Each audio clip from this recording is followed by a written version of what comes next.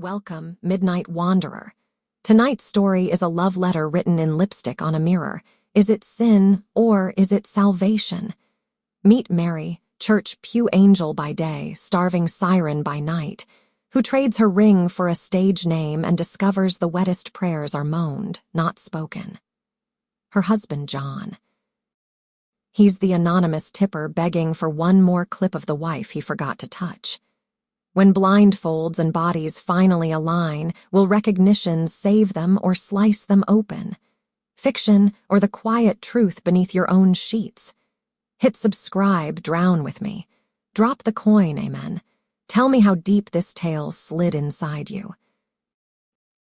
The first frost of November lay like a delicate veil across the manicured lawns of Willowbrook Lane, and Mary Holloway watched it from the kitchen window as she arranged chrysanthemums in a crystal vase. 40 years would find her soon, yet the mirror still granted her the same wide hazel eyes and generous mouth that had once made John pause mid-sentence on their wedding day. Time had been kinder to her body than to her heart. The curves that once drew lingering glances from her husband now moved through their home like polite ghosts, acknowledged but never truly seen. Sunday light filtered through the lace curtains, painting pale gold across the oak table where John sat absorbed in the morning paper. 45 looked well on him, silver threading the dark hair at his temples, shoulders still broad beneath the pressed cotton of his church shirt. He turned a page with the same quiet concentration he once reserved for tracing the line of her spine in the velvet dark of their honeymoon bed. 8 years had passed since his hands had sought her with anything like hunger. 8 years of gentle goodnight kisses pressed to her forehead, of separate sides of the bed carefully preserved like museum relics. Mary set the vase in the center of the table and let her fingers linger on the cool glass. "They're lovely," John murmured without looking up. "Mrs. Caldwell will be pleased with the altar arrangements." His voice was warm, courteous, the same voice that led Bible study on Wednesday nights and greeted every neighbor by name. It was a voice that belonged to a good man, a faithful man, a man who had never once raised his hand or his tone to her. And yet it slid over her skin like water over stone, leaving no imprint. She managed a smile. "I thought the white ones looked hopeful." "Hopeful," he echoed, folding the paper with precision. "A good word for the season." Hopeful. The word settled in her chest like a pebble in a shoe, small, persistent, impossible to ignore. She turned away to hide the sudden burn behind her eyes and busied herself with the coffee pot. The machine hissed and gurgled, filling the kitchen with the comforting scent of dark roast, and for a moment the ordinary sounds stitched the morning together the way they always had. John rose, pressed a chaste kiss to the crown of her head exactly where her part began, and reached for his coat. "I'll warm the car," he said. "Take your time." The front door closed with its familiar soft click, and the house exhaled into silence. Mary stood motionless amid the fragrance of coffee and chrysanthemums, listening to the engine turn over in the driveway. 8 years. She could measure the distance in the widening space between their pillows, in the way his gaze now skimmed politely over the swell of her breasts beneath her Sunday dress, in the careful choreography they had perfected, she turning away first when they undressed for bed, he rising early to shower alone. They had never spoken of it as a problem. Good Christian couples endured seasons of dryness, did they not? Desire was a river that sometimes ran underground. One waited for rain, but the rain had not come. Some nights she lay awake beside the steady rhythm of his breathing and felt herself dissolving, cell by cell, into the woman who arranged flowers for altar guilds and organized charity bake sales, and smiled serenely while something inside her howled like a wolf at the moon. At 30, she had still believed the drought temporary. At 38, she understood the terrifying truth: bodies could forget. Hearts could learn not to want, and the wanting, when it returned uninvited, came cloaked in shame. She carried the secret ache the way other women carried rosaries, close to the heart, fingers moving over it in the dark. In the shower, she sometimes let her own hands wander, tentative explorations that ended in trembling guilt and hurried prayers for forgiveness. At night, she pressed her thighs together beneath the blankets and imagined John rolling toward her with the fierce tenderness of their early years. Imagined his mouth hot against her throat, his weight settling between her legs the way it once had without hesitation or apology. The fantasies left her flushed and mortified, certain that God could see straight through the ceiling into the fevered theater of her mind. John backed the car out of the driveway. Through the lace, she watched the taillights disappear around the corner, and the emptiness of the house pressed against her like deep water. She glanced at the clock, still 20 minutes before she needed to leave for church. 20 minutes in a lifetime of waiting. Upstairs, the bedroom waited in its Sunday tidiness, bed made with hospital corners, her lavender robe folded neatly over the chair, John's Bible on the nightstand beside a half-empty glass of water. She moved through the room like a woman in a dream, drawn by an impulse she could not name. At his dresser, she paused, fingertips resting on the polished walnut. The top drawer had always been his private territory, ties aligned by color, socks rolled in perfect spheres. Yet lately she had noticed it never quite closed flush. A sliver of shadow where wood met wood. She told herself she was only straightening. She told herself it was nothing. The drawer slid open with the faintest complaint, and there, beneath the neat rows of handkerchiefs, lay a sleek black tablet she had never seen before. Not the family iPad they shared for recipes and sermons, but something smaller, newer, its case faintly warm to the touch as though it had been recently used. Her pulse fluttered against her wrist like a trapped moth. She should close the drawer. She should go to church and sing about grace and mercy and the patience of saints. Instead, Mary carried the tablet to the window seat where morning light pooled like warm honey, and with fingers that belonged to some braver woman, she woke the screen. The home page was unremarkable, weather, stock ticker, a news app. But the browser history glowed with thumbnails too small to discern yet unmistakable in their suggestion of bare skin and parted lips. A password request flickered, simple, their wedding date, and then the forbidden garden opened before her. She stared for a long while, breath caught high in her throat, not at the images themselves, though they were shock enough, but at the dates. Night after night stretching back months, sometimes years. Hours when she had lain awake beside him, believing him asleep. Hours when she had prayed for his touch while he sought solace in glowing pixels.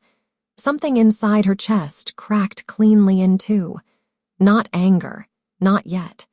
Something colder and far more dangerous, recognition. The women on the screen were not the airbrushed fantasies she had expected.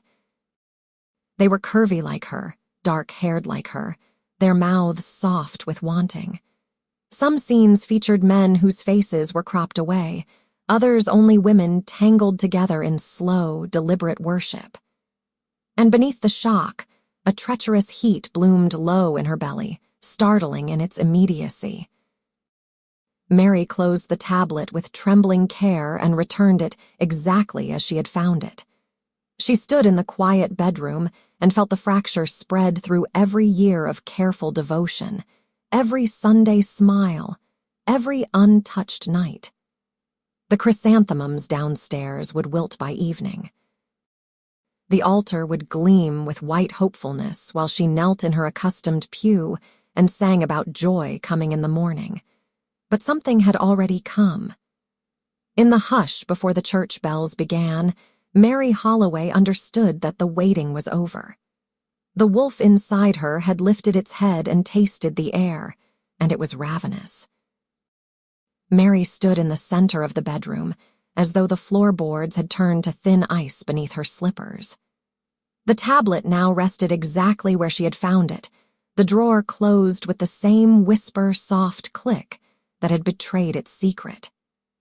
Yet the room felt irrevocably altered, as if the air itself had thickened with the perfume of something illicit and newly born.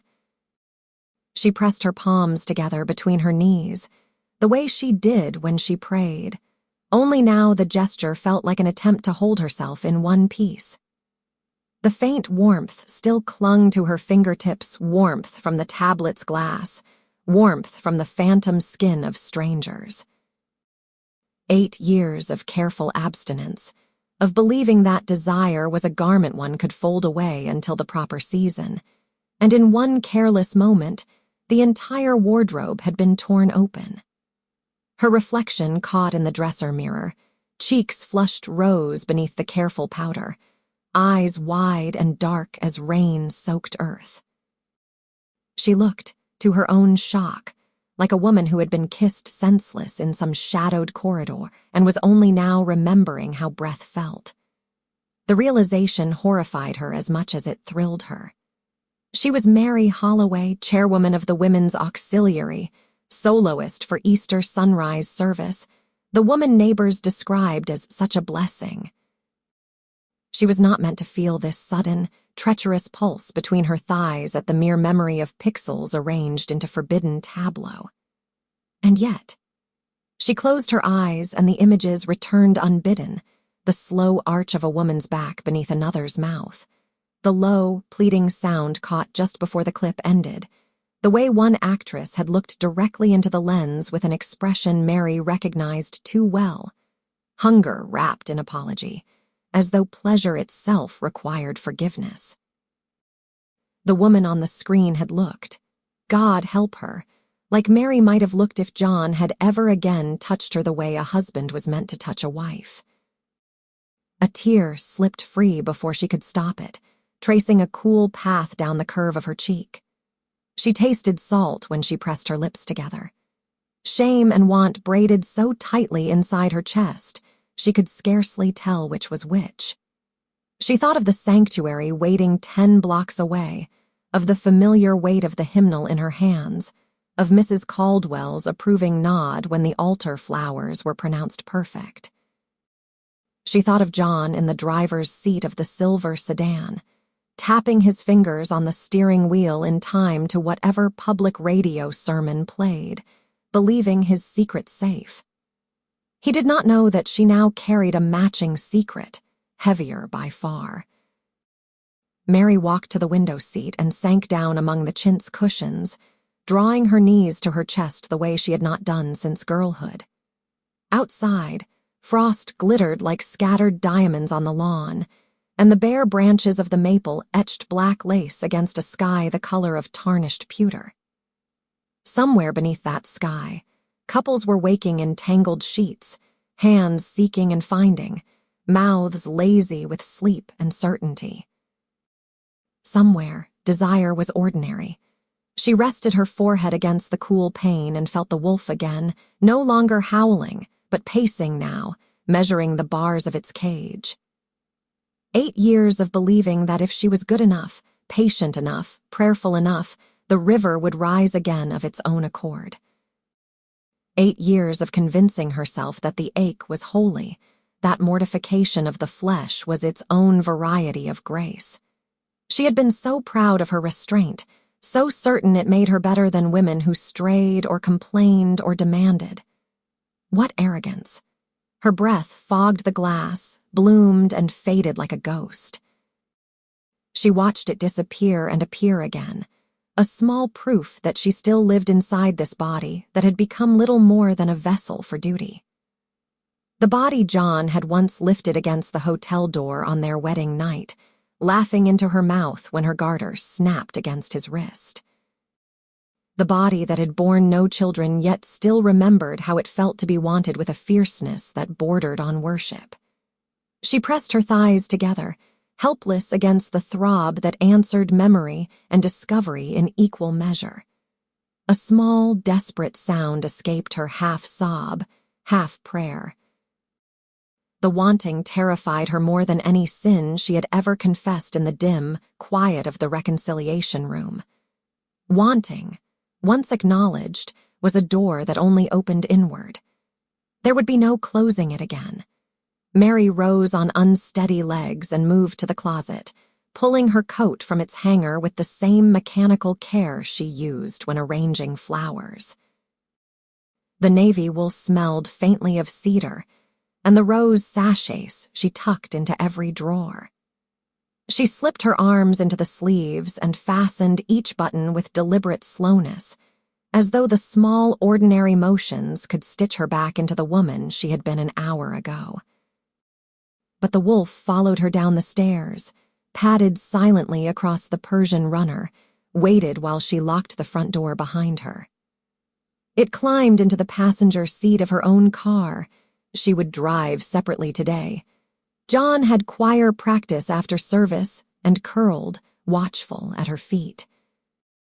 As she backed out of the driveway, the Holloway house stood serene behind her, windows gleaming like blind eyes. She glanced once in the rearview mirror and saw the bedroom curtains stir, though there was no wind. Mary tightened her grip on the steering wheel until the kid leather creaked beneath her gloves. She did not know what came next, only that something must. The sanctuary bells began their measured call across the frost-kissed town, summoning the faithful to worship. She would sit in the third pew from the front on the left, as always, and lift her voice with the others. She would smile at the appropriate moments and pass the peace with steady hands. But beneath the navy coat and the modest Sunday dress, beneath the careful composure and the familiar words of liturgy, Mary Holloway carried a live coal against her heart. And live coals, left untended, have been known to set whole worlds aflame. The sanctuary smelled of beeswax and evergreens, the Advent wreaths already hung though Thanksgiving had scarcely passed. Mary moved through the ritual with the grace of long practice, hand extended in greeting, voice rising clear and sweet in the opening hymn. Yet every sensation arrived muffled, as though she observed herself from a great distance. When Mrs. Caldwell pressed her gloved fingers and whispered that the chrysanthemums were the loveliest the altar had ever seen, Mary heard the compliment through a roaring in her ears, the same roaring that had followed her from the bedroom window seat. John stood at the front with the tenors, his profile serene beneath the colored light that spilled through the stained glass depiction of the prodigal son. From where she sat, Mary could see the faint silver at his temples catching rose and sapphire, could trace the strong line of his jaw that had once rested against her bare shoulder while they drifted to sleep. He looked, as he always did, like a man whose conscience was clean. The knowledge pierced her anew. He believed his secret safe, believed the drawer had protected him as faithfully as she once had. After the final benediction, the congregation spilled into the fellowship hall for coffee and crumb cake. Mary circulated with the silver pot, refilling cups, laughing softly at gentle jokes, her smile a perfect porcelain mask. John found her near the pastry table, his hand settling briefly at the small of her back in the proprietary gesture he had never quite abandoned. "Ready to go home?" he asked, voice pitched low for her ears alone. Home. The word tasted strange on her tongue, like a coin held too long beneath it. She nodded, murmured something about gathering her sheet music, and watched him move away through the crowd, tall, unhurried, beloved by every soul in the room. Beloved by her still. That was the cruelest part. The love had never withered. Only the wanting had been starved. In the car they spoke of ordinary things. The pastor's sermon on waiting faithfully for the light, Mrs. Caldwell's arthritis, whether the Christmas pageant needed another shepherd. Mary's answers came smooth and automatic, while inside her the wolf paced in widening circles. When John reached across the console to cover her hand with his, the casual affection nearly undid her. His palm was warm, the ridges of his fingerprints familiar as her own heartbeat. She turned her hand beneath his and laced their fingers, a small rebellion. He squeezed once, gently, then released her to shift gears. The house welcomed them with its particular Sunday hush, the faint scent of potpourri, the grandfather clock ticking in measured sorrow, sunlight lying in dusty bars across the hardwood. John hung his coat, loosened his tie, and disappeared into the study with the murmured promise of returning phone calls for the men's retreat. The door closed with the soft finality of a coffin lid. Mary stood in the foyer a long moment, coat still buttoned to her throat. Then, as though pulled by an invisible thread, she climbed the stairs. The bedroom felt different in afternoon light, softer, less accusatory. She removed her gloves one finger at a time, laid them on the dresser beside John's mother's silver-backed brush she had never had cause to use.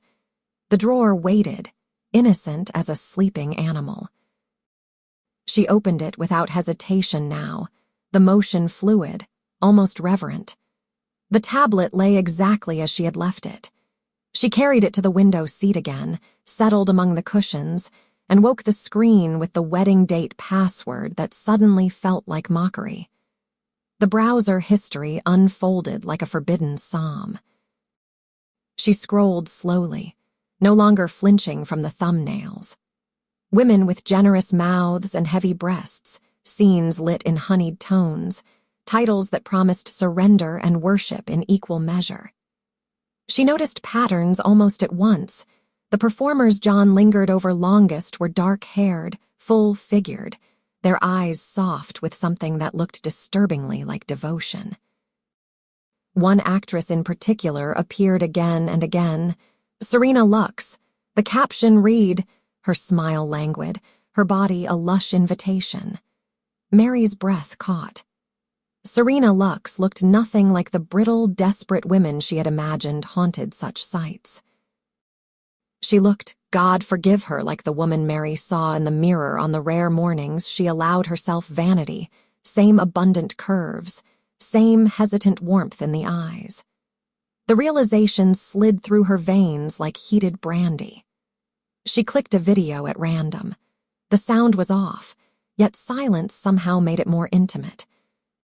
Serena moved across the screen with unhurried grace, candlelight gilding the slope of shoulder and breast.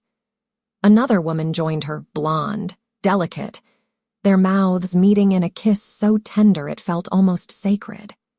Mary watched, transfixed, as hands traced collarbones, as sighs shaped themselves against parted lips. Her own lips parted in unconscious echo. Heat pooled low and insistent. She shifted on the window seat, the Channel cushions suddenly too soft beneath her hips. When the clip ended, she did not close it at once. Instead, she stared at the frozen image, two women tangled in linen the color of fresh cream, and felt something inside her chest unfurl like a night-blooming flower.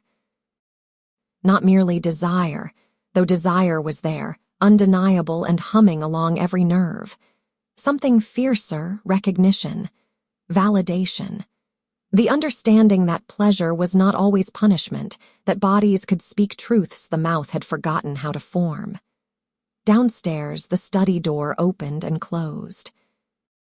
John's footsteps crossed the hall, paused, then ascended the stairs with the measured tread she knew by heart. Panic flared bright, animal, but Mary did not scramble to hide the tablet.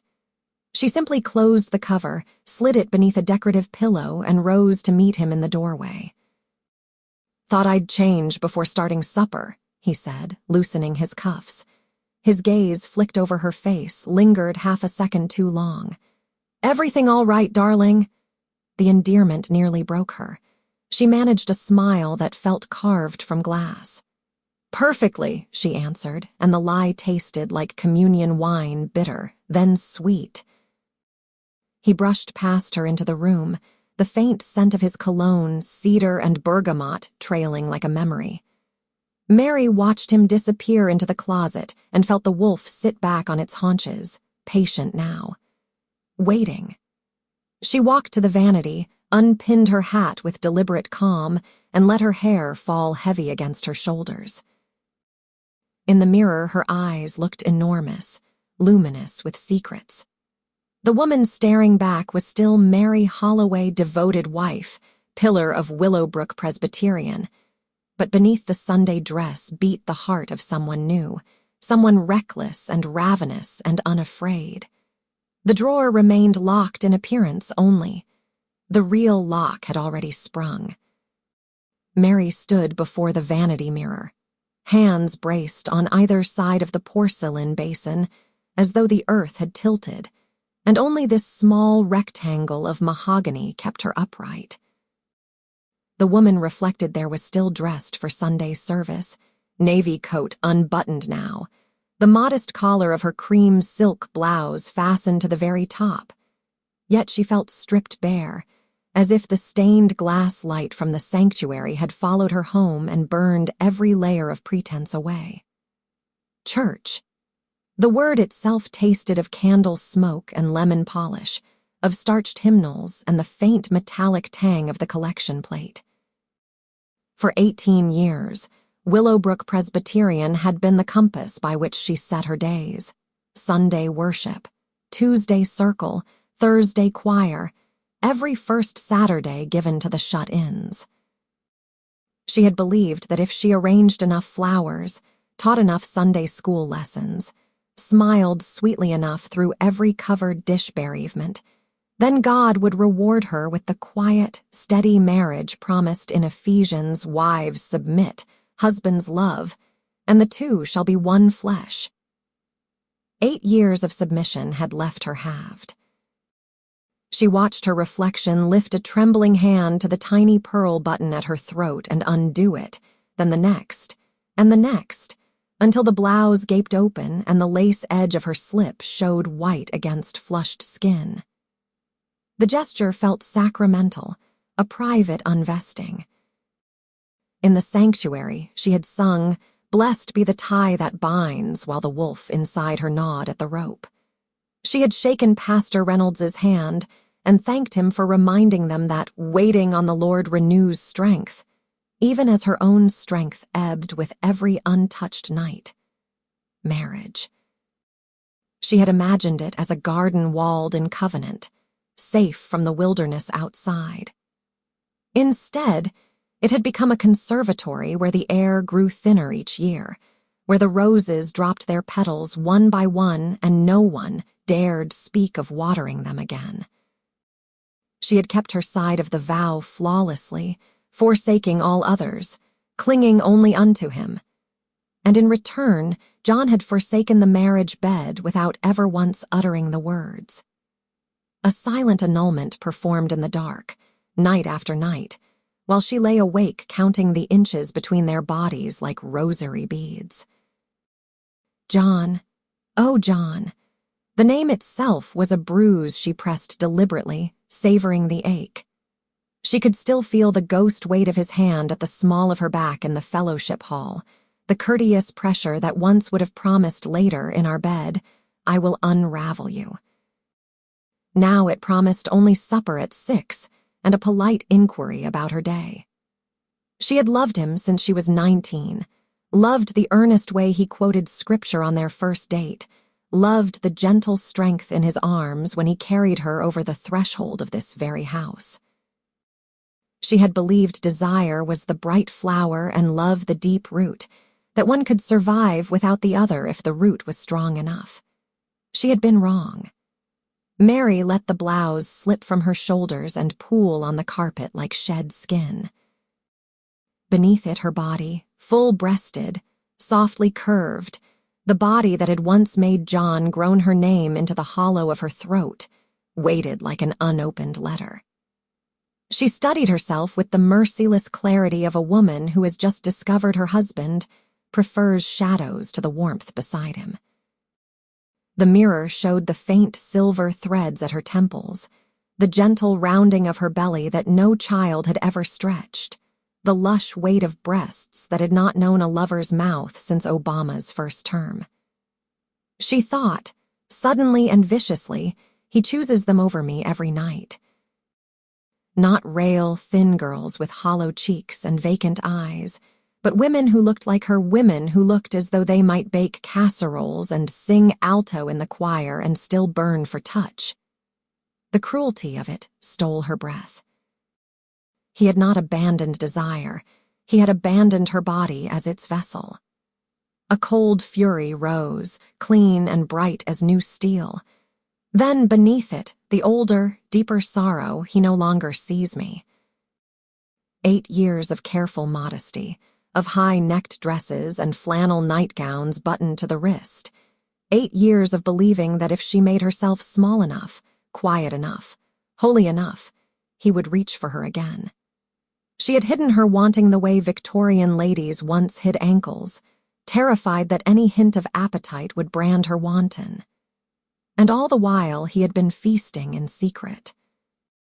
Mary lifted her chin, meeting her own gaze in the glass.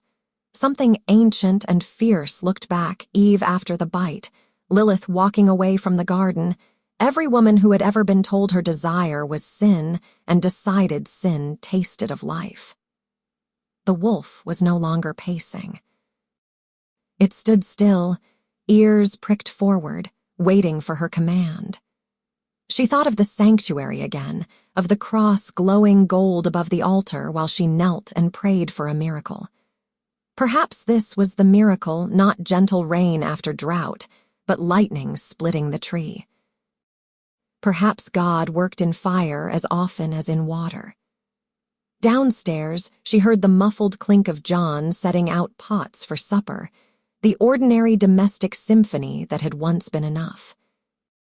The sound floated up the staircase like smoke under a door, reminding her that the old life still waited if she chose to step back into it, smile, set the table, discuss the Christmas pageant, sleep alone again tonight. Mary reached for the zipper of her skirt and let it fall. Stockings whispered down her legs like secrets finally told. She stood in only her slip now, candle white lace against warming skin, and felt the air itself caress her the way her husband no longer did. "I am still here," she told the woman in the mirror. "I am still beautiful. I am still ravenous." And beneath the wedding vows, those solemn words spoken beneath garlands of white peonies while John's eyes shone with tears, beneath 18 years of shared mortgages and shared silences and shared prayers, something new stirred. A vow of her own, whispered to the reflection that finally looked unafraid, "I will not disappear." Not for the church, not for propriety, not even for the man I love. Let him watch his shadows. I will become the light he cannot look away from. The days that followed were stitched together with the finest thread of ordinary life, yet every stitch pulled against a wound now open and bleeding light. Monday brought the women's circle, and the annual debate over whether poinsettias were sufficiently reverent for the narthex. Mary poured tea and nodded in all the right places, while her pulse beat a secret rhythm against the lace of her brassiere. Tuesday, she drove to the city for new choir robes, the highway unspooling beneath a sky the color of tarnished silver, and she let the window down so the wind could tear through her hair like a lover's impatient fingers. Wednesday evening, she stood in the shower long after the water cooled, palms flat against the tile, letting rivulets trace paths down the curves John no longer mapped. Each night she waited until the house settled into its familiar hush. The creak of John's desk chair as he closed his ledgers, the muted glow beneath the study door, the soft tread of his slippers on the stairs. Then she waited longer still, counting heartbeats until his breathing slowed into the deep cadence of sleep. Only then did she rise, barefoot, the hem of her cotton nightgown brushing her calves like a conspirator's whisper, and descend to the study where the tablet lived. She told herself it was research. She told herself it was penance. Both lies tasted sweeter than truth. The study smelled of lemon oil and the faint ghost of John's cologne. Moonlight spilled through the half-closed blinds, striping the Persian rug in silver and shadow. Mary curled into the leather wing chair that still held the imprint of his broader frame, drew the tablet onto her lap, and woke it with their wedding date. The irony no longer bitter, only inevitable. She began cautiously, choosing clips at random, volume so low the sound was only a suggestion of breath and sigh. Yet caution lasted mere minutes. The screen became a window into a country she had been exiled from since the summer she turned 30, and exile, once acknowledged, breeds reckless hunger. There were nights she watched the women alone, Serena Lux most often, learning the slow vocabulary of their pleasure, the way a throat arches when a mouth finds the hollow beneath an ear, the tremor that travels a thigh when fingers circle but do not enter, the soft, broken sounds offered up like incense. There were nights she watched men join them, faceless, reverent, learning how hands could worship rather than claim, how a woman's body could command without a single word. She learned the difference between performance and surrender, and discovered, to her trembling shame, that she craved the latter. Her own hands learned new paths beneath the shield of the nightgown, the weight of her breast filling her palm, the slick heat gathering between her thighs, the slow, deliberate circles that made her bite down on her lower lip to keep from crying out. Release came in waves that left her draped over the arm of the chair, gasping silently into the leather that still smelled of John. Afterward, she would sit very still, tears cooling on her cheeks, whispering fragments of psalms and pleas into the dark, "Forgive me, desire me, see me." She began to leave traces, tiny, deliberate rebellions. A cushion slightly askew, the tablet's angle altered by a fraction. Once, heart-hammering, she forgot to clear the history entirely, letting Serena Lux's latest scene linger at the top like a gauntlet thrown. John never mentioned it. Perhaps he believed she would never look. Perhaps he hoped she would. December arrived on a breath of snow. The neighborhood sparkled with tasteful white lights. The church smelled perpetually of pine and cinnamon. Mary baked 7 dozen Spritz cookies for the shut in baskets and sang "O Holy Night" until her throat ached with unshed tears. At night she returned to the study, bolder now, choosing scenes that made her knees part of their own accord, scenes where women loved women with a tenderness that felt almost like prayer. One Thursday, just past midnight, she found a video titled simply, "For Him." Serena Marion, she thought with a jolt, the name she would one day borrow, knelt blindfolded on a bed of ivory linen while unseen hands arranged her hair, her wrists, her breath. The camera lingered on the tremor of her lips as she waited, trusting, offered. Mary watched until her own breath matched the rhythm on screen, until her fingers moved without permission and pleasure crested so fiercely she had to press her face into the crook of her elbow to muffle the sound. When it ended, she sat trembling in the moonlit hush, the tablet warm against her thighs like a living thing. In the silence that followed, a certainty settled over her, quiet, inexorable, the way snow settles over graves. She could keep watching from the shadows, stealing scraps of ecstasy while her marriage slowly froze to death. Or she could step into the light and become the woman John watched when he believed himself alone. Mary closed the tablet, pressed it to her breast like a hymnal, and felt the wolf stretch luxuriously within her ribcage.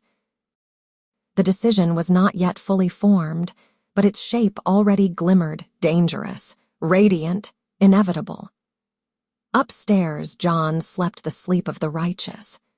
Downstairs, his wife learned the taste of resurrection on her own tongue, and it was sweeter than any communion wafer she had ever received.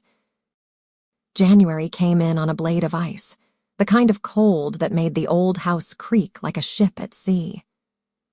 The Christmas decorations were boxed away, the tree dragged to the curb, still wearing its silver tinsel like a shroud. In the sudden bareness of the living room, Mary felt the decision settle fully inside her, no longer a question, but a quiet, irrevocable vow. She began carefully, the way one tests thin ice with a single toe. First came the research done on the library's public computers, gloved fingers flying over keys while snow hissed against the tall windows. She learned the names of reputable studios, the difference between gonzo and cinematic, the legal requirements for performers in the state of California. Though Willowbrook felt a continent away from any place where desire was legal tender. She read interviews with women who spoke of agency, of reclamation, of turning the camera into a mirror that finally reflected them whole. She read the warnings to exploitation, regret, the impossibility of anonymity in the age of facial recognition, and closed each tab with the same steady hand that once arranged lilies for Easter morning. On a Wednesday when the sky hung low and pewter, she created an email address that bore no trace of her real name, Marian Ellis, 1987. The year was a small vanity, the age she had been when John first kissed her beneath a harvest moon, the name a secret homage to the woman whose blindfolded surrender had cracked her open. She typed the letter in the quiet of the church basement after Bible study, surrounded by the scent of instant coffee and the murmur of women discussing potluck assignments. Subject: inquiry regarding artistic collaboration, dear Mr. Lang. I am a 38-year-old woman considering a new chapter of self-expression through your medium. I am told your studio values consent, beauty, and narrative above mere spectacle. I seek to explore sensuality on film, perhaps beginning with solo or female/female scenes, always with the utmost respect for boundaries and safety. I attach 2 modest photographs taken in soft window light, nothing revealed, only suggested. If you believe my presence might suit your vision, I would welcome a conversation. With gratitude, Marian, she hesitated only a moment before attaching the images, one of her throat and collarbone framed by dark hair spilling over bare shoulders, another of her back, the curve of spine disappearing beneath ivory silk. Tasteful, elegant, a promise rather than a display. Then she pressed send and felt the ice crack cleanly beneath her. The reply came within hours. Miss Marian, your photographs took my breath away, not merely for their beauty, though that is undeniable, but for the story I sense behind your eyes. I would be honored to speak with you. Might you visit the studio next Thursday at 2? We are discreet, warm, and entirely woman-friendly. No obligation beyond conversation and perhaps coffee that does not taste of church basements. Yours in art. Victor Lang, she read it 3 times in the church parking lot, breath fogging the windshield while snowflakes melted on her lashes. Victor. The name tasted of dark chocolate and danger. Thursday dawned crystalline, the roads glazed with salt and sunlight. Mary told John she was meeting Clara for lunch and a matinee. An easy lie. Clara would cover for her without question. She drove west until the manicured suburbs gave way to rolling hills silvered with frost, then to the quiet industrial park where Lang and Lace Studios occupied a renovated warehouse behind discreet frosted glass. Inside, the air smelled of sandalwood and fresh coffee. The reception area was more art gallery than what she had feared, charcoal sketches of nudes framed in pale wood, a velvet sofa the color of midnight, soft jazz drifting like smoke. Victor Lang rose from behind a desk of reclaimed oak, tall, perhaps 45, with storm-gray eyes and a smile that felt like the first day of spring. "Marian," he said, as though tasting the name, and took her hand in both of his. His palms were warm, calloused in a way that suggested he still set up lights himself. "You are even lovelier than your photographs." Heat rose in her cheeks, but she did not look away. "Mary, actually," she heard herself say. "Marian is the woman I'm becoming." Something flared in his gaze, recognition, hunger, reverence. He led her through corridors lined with softbox lights and draped backdrops to a small office overlooking a frozen courtyard. Sunlight poured across a low table set with porcelain cups and a plate of madeleines still warm from the oven. They spoke for 2 hours. She told him haltingly at first, then in a rush about the 8 silent years, the discovery, the nights in the leather chair learning her body again through borrowed images. She did not name John, only said "my husband" in a voice that trembled between love and fury. Victor listened without judgment, refilling her cup, his eyes never leaving her face. When she finished, silence pooled between them like warm honey. Finally, he spoke, voice low. "You want him to see you the way you were meant to be seen." "Yes," she whispered. "I want him to remember I'm alive." Victor leaned forward, elbows on knees. "I can give you that, Mary." Not vengeance, never that, but revelation.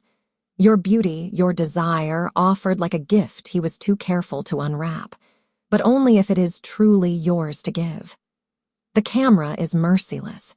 It will show everything, every tremor of longing, every tear you refuse to let fall. Are you ready for that? She thought of the sanctuary, of John's hand on her back that no longer promised anything, of the wolf that had become her constant companion. "I have never been more ready for anything," she said. He studied her a long moment, then reached across the table and brushed a stray curl from her cheek with the back of one finger. The touch was feather light, yet it arrowed straight to the center of her. "Then let us begin," he murmured, slowly, reverently, the way one begins a love affair with destiny. Outside, snow had begun to fall again, fat silent flakes drifting past the window like forgiveness. Inside, Mary felt the last shard of ice inside her chest crack and melt, running warm down ribs that had forgotten how to breathe fully. She was no longer merely the woman who arranged altar flowers.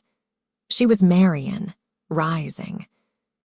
Mary sat in the car long after Victor had closed the studio door behind her. The engine ticked as it cooled, snowflakes settling on the windshield like 1,000 tiny absolutions she was no longer certain she deserved. Her gloved hands still trembled on the steering wheel, not from cold, but from the echo of Victor's fingertip against her cheek. One brief, deliberate touch that had felt more intimate than anything she had shared with her husband in nearly a decade. She stared at the warehouse facade, frosted glass glowing soft gold against the dusk, and felt the 2 halves of her soul tear audibly along the seam. There was Mary Holloway, Deacon's wife, alto in the choir, the woman who could recite the order of service from memory and who still set out her mother's spode china for missionary teas. That Mary heard the sanctuary bells in her blood even now, steady, measured, calling her home to kneel and repent. That Mary remembered the weight of John's wedding ring sliding onto her finger while the organ played, "Be thou my vision." Remembered whispering, "I, Mary, take thee." John before God and 300 witnesses. Remembered believing that forsaking all others meant forsaking even the wildest parts of herself. And then there was Marian, already half-born, naked and unafraid. who had just sat across from a man who looked at her as though she were scripture written in flesh. Marion wanted to stand beneath Victor's lights and let the camera drink her in until every curve, every sigh, every tear of longing was preserved forever.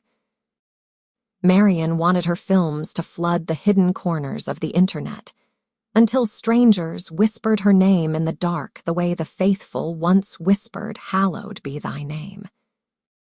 Marion wanted John to open his tablet one night and see his own wife, eyes heavy-lidded with desire he had forgotten how to give, and fall to his knees with the force of recognition.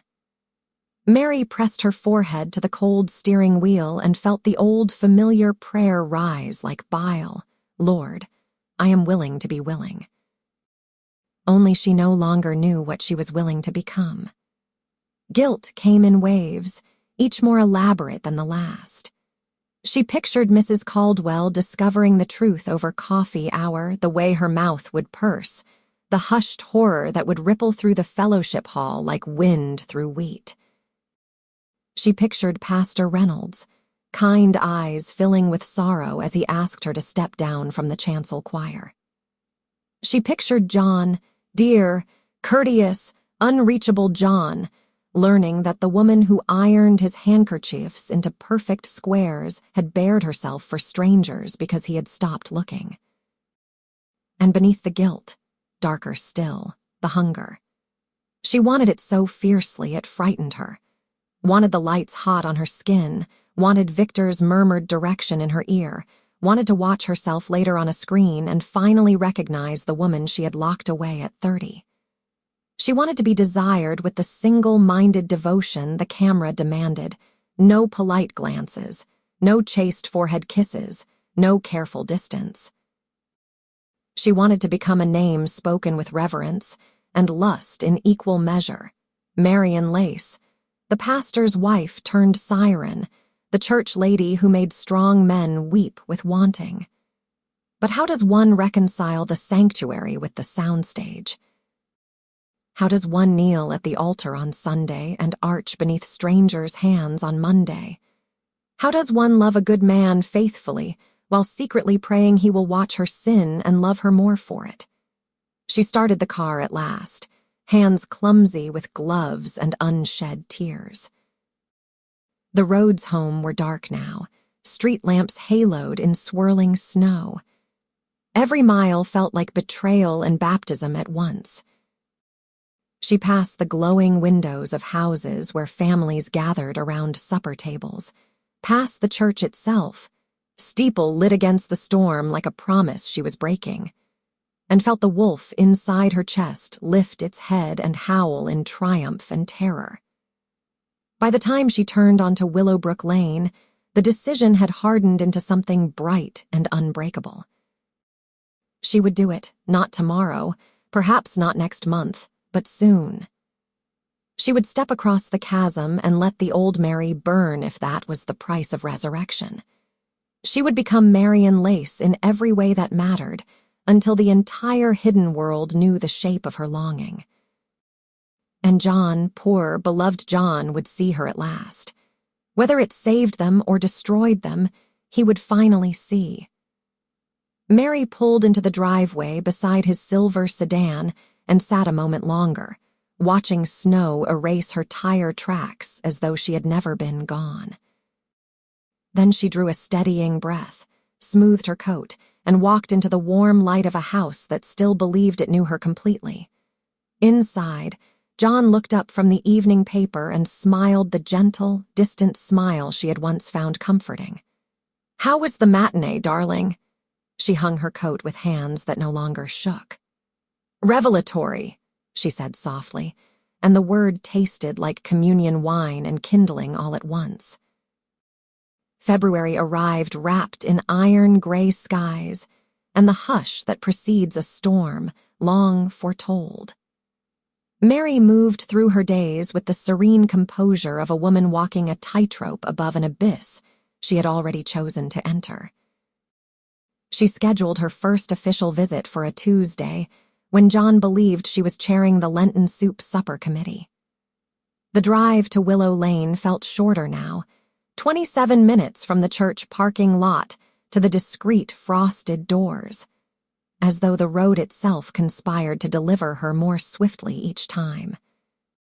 Victor greeted her in a charcoal sweater the color of winter dusk, sleeves pushed to the elbow, revealing forearms traced with faint silver scars, old burns from hot lights. He would later tell her. He did not touch her this time, only inclined his head in a small courtly bow that made her feel both cherished and dangerous. "Welcome home, Marion," he said, and the name settled over her shoulders like a cloak woven of midnight silk. He gave her the tour slowly, reverently, the wardrobe room scented with lavender and new fabric, rails of lingerie in every shade of surrender. The makeup suite with its ring light and velvet stools. 3 separate sound stages, each dressed differently, one all ivory linens and candlelight, another deep crimson and mahogany, the third a sunlit conservatory of white wicker and trailing jasmine. Every space felt curated for beauty rather than exploitation, and Mary's pulse fluttered like a trapped bird finally shown an open window. They ended in the smallest studio, no more than a boudoir of pale gold and rose, where a single camera waited on a tripod like a patient lover. A chaise long upholstered in blush, velvet faced a wall of gauzy curtains that turned afternoon light into warm honey. "Today is only conversation," Victor assured her, voice low. "And perhaps a test, if you wish. No one else will be here. The camera will see only what you allow." He left her alone with a robe the color of fresh cream and a glass of chilled sansera that tasted of spring orchards and daring. Mary stood in the center of the soft rug and felt the room breathe with her. She removed her coat, her modest sweater, the skirt she had worn to morning Bible study only hours earlier. Each garment folded neatly over a chair felt like shedding an old skin. When she slipped into the robe, the silk kissed her collarbones, her breasts, the curve of her hip with the reverence she had once reserved for communion linen. She sat on the chaise and waited. Victor returned carrying no crew, no boom, only a small remote that controlled the camera. He settled on a low stool opposite her, elbows on knees, gray eyes steady. "Tell me what you want the world to see when they look at Marion Lace," he said. The question unlocked something vast inside her chest.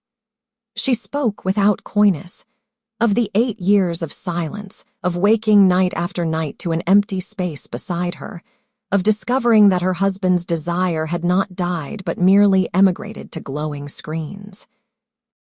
She spoke of the wolf, of the sanctuary bells that no longer quieted it, of the terror and triumph of choosing visibility over slow erasure. Her voice grew husky, then steady, then luminous. The robe slipped from one shoulder and she did not adjust it. Victor listened as though her words were rare music. When she finished, silence pooled golden and trembling between them. Then, softly, "May I direct you just a little?" She nodded. He did not touch her. He only spoke low, deliberate, like a priest giving absolution in a language of desire. "Let the robe fall, Marion. Let the light find you." The silk whispered to the floor. She sat naked in the honeyed glow, knees drawn up, arms wrapped loosely around them, not hiding, only framing. The camera's red light blinked once, awake. Victor's voice guided her gently, chin lifted, shoulders softened, breath deep and slow. "Turn toward the window. Let your hair spill forward. Now back, let us see the elegant line of your spine." Each instruction felt like permission rather than command. Time stretched, elastic and sacred. She moved as he asked, onto her side, one knee bent, onto her back, arms above her head, throat exposed, finally to her knees, palms open on her thighs in a posture that felt disturbingly like prayer. The room was warm, the chaise plush beneath her, the light forgiving. She felt the camera drink her in and for the first time in 8 years felt utterly seen. When Victor finally said, "Enough," his voice was rough velvet. He crossed the small space in 3 strides and knelt before her, eyes level with hers. "You are magnificent," he said simply. "The lens is already in love with you." Mary looked at him, really looked, and saw not just the producer but the man, the faint lines beside his eyes that spoke of laughter and sorrow in equal measure, the pulse beating hard at the base of his throat, the reverence in the way he kept his hands on his own knees rather than reaching for her without permission. Something inside her grief, gratitude, reckless springtime rose and overflowed. She leaned forward and kissed him. It was not the chaste press of lips she had shared with John for years. It was slow, deliberate, and unveiling. Victor let her set the pace, let her tongue trace the seam of his mouth until he opened with a shuddering exhale. When his hands finally rose to cradle her face, they trembled. The kiss deepened, lengthened, until she was straddling his lap on the velvet chaise and the camera watched them like a benevolent god. They did not undress him. They did not cross the final boundary, not yet. But when she drew back at last, both of them breathing as though they had run miles, Victor rested his forehead against hers and whispered, "Whatever you need, Marion." Solo with women, with me only ever what you choose. But know this, the world will never look away from you again. Mary closed her eyes and felt the wolf lie down contented, at least for this one trembling moment, inside the circle of his arms. Outside, snow had begun to fall again, soft and deliberate, covering Willowbrook in a hush that felt almost like blessing. Mary remained kneeling on the blush velvet chaise, the silk robe forgotten somewhere on the floor, her skin still humming from the kiss and from the camera's unblinking devotion. The room smelled of warm beeswax, her own faint rosewater, and the darker note of Victor's skin, cedar, coffee, something electric.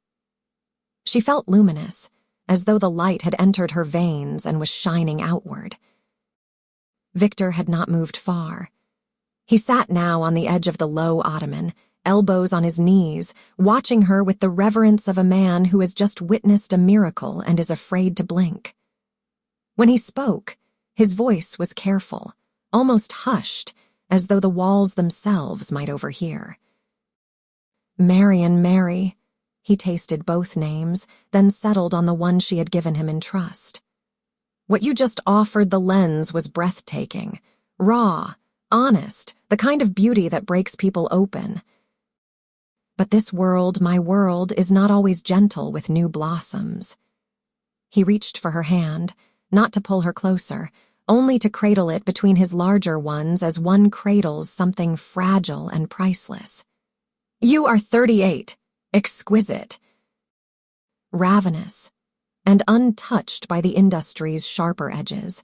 If you truly want to walk this path, not just a single film but a presence, a legacy, you will need a guide, someone who understands every current and undertow. Mary's heart stuttered. She had expected contracts, schedules, perhaps a gentle warning about the permanence of the internet. She had not expected this solemnity, this sense that he was handing her a torch rather than a script. Victor's thumbs traced slow circles over her knuckles. There is a woman I would like you to meet. Helena Vale. 42 now, still performing when the mood strikes her, but mostly she mentors, directs, protects. 20 years in this life, she has seen every kindness and every cruelty. She knows how to teach a woman to command a camera instead of merely surviving it. She knows how to keep the soul intact when the body is on display. Helena Vale. Even Mary, in her clandestine midnight studies, had stumbled across that name, always spoken with something close to worship. Clips of a statuesque brunette with storm-green eyes and a voice like smoked honey, scenes that felt less like performance and more like sacred rite. Helena had been the one to make the industry bend, not the other way around. And now Victor was offering her as what? Teacher, guardian, co-conspirator. Mary's breath trembled out of her. You would trust me to her. Victor's smile was soft, almost wistful. I would trust her with my own heart if I were brave enough to step in front of her lens again. She will see you, Mary. Truly see you, the wife, the wolf, the woman who has been starving in silence. And she will teach you how to feed the world without letting it devour you. 1,000 questions rose, logistical, moral, terrifying, but beneath them surged a single bright certainty. This was right. This was the next breath after nearly suffocating for 8 years. She imagined Helena, tall, unhurried, eyes that had watched empires of desire rise and fall, imagined sitting at her feet like a supplicant or rising beside her like an equal.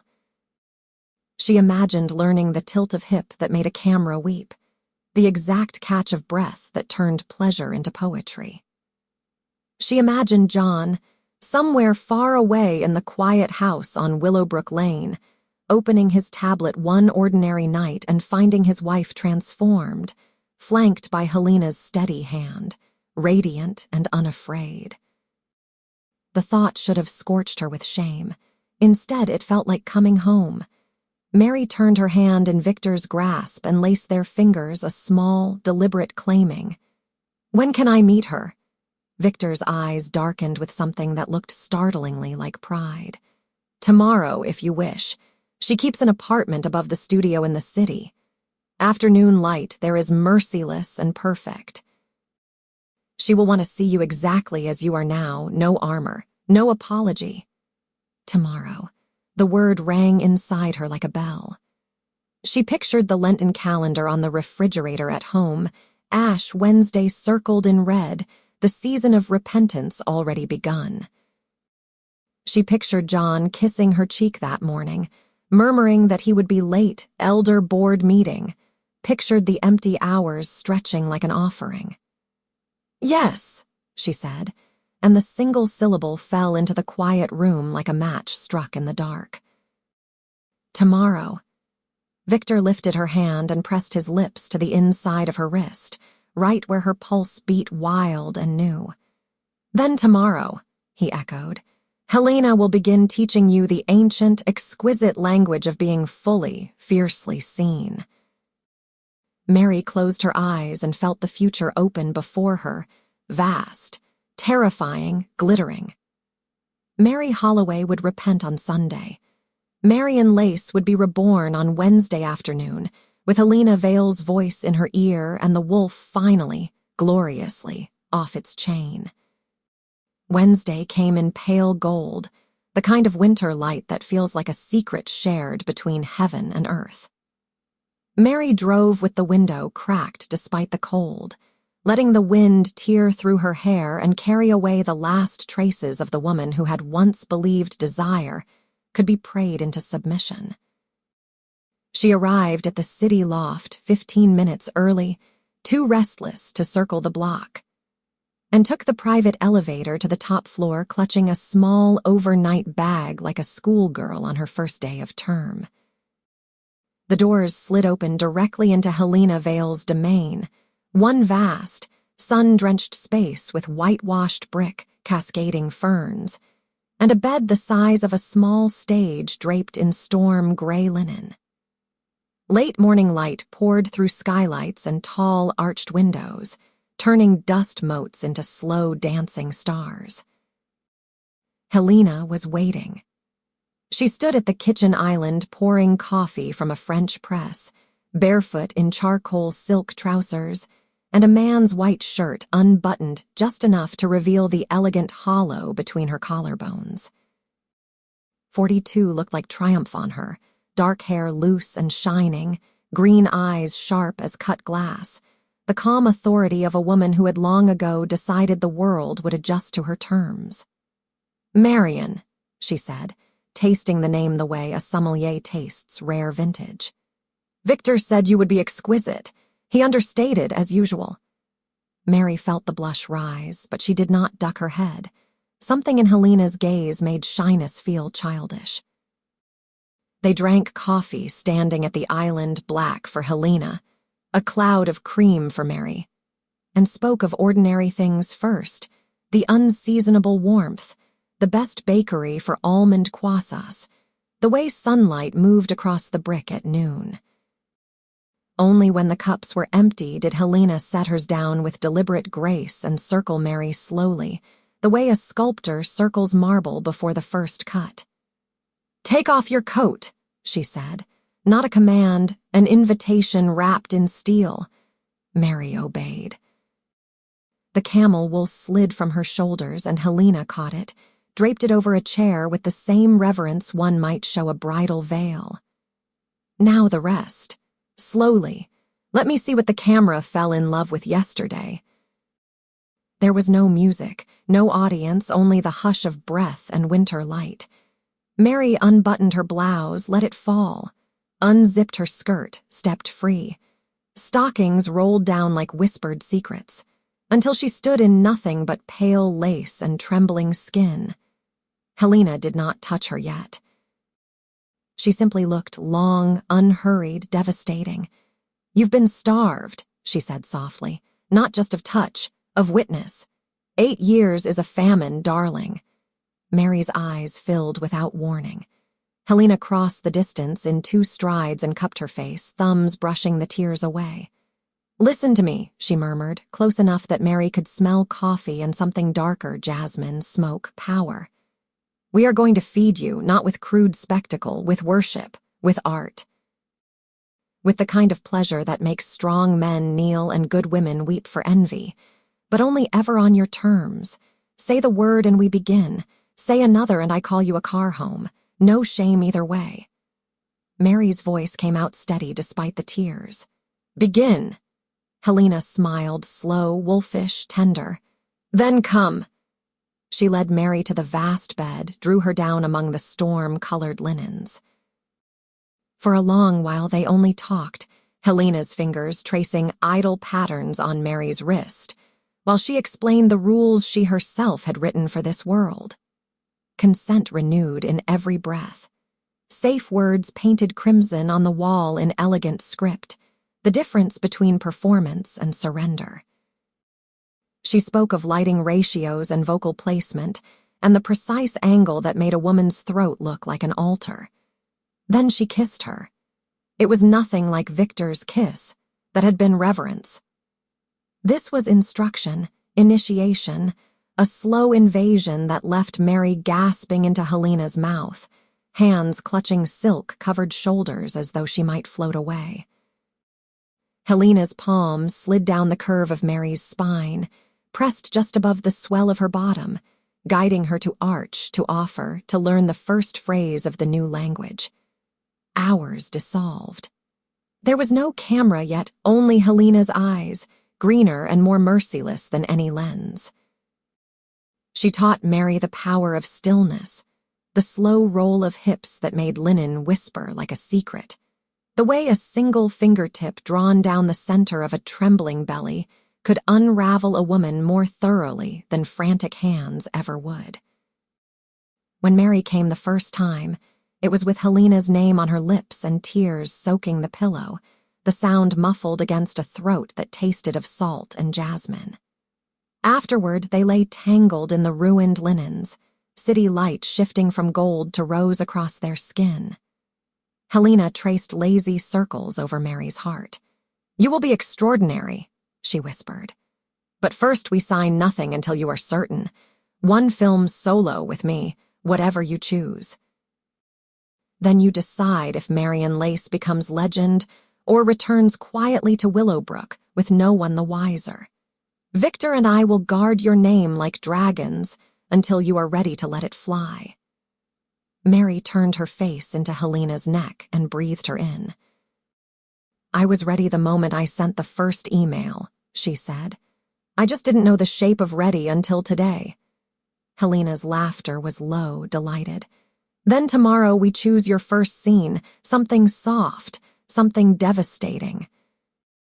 something that will make your husband fall to his knees when he finally sees the woman he married." Mary closed her eyes and felt the future settle over her like the linen sheet, cool, weightless, inevitable. Tomorrow the camera would taste her. Tonight she slept in the arms of the woman who would teach her how to burn without being consumed. The contract was only 3 pages long, printed on heavy cream stock that felt like a love letter. Mary signed it with a fountain pen Helena pressed into her hand, midnight blue ink, the color of secrets. Mary in lace, in looping, elegant script that no longer trembled.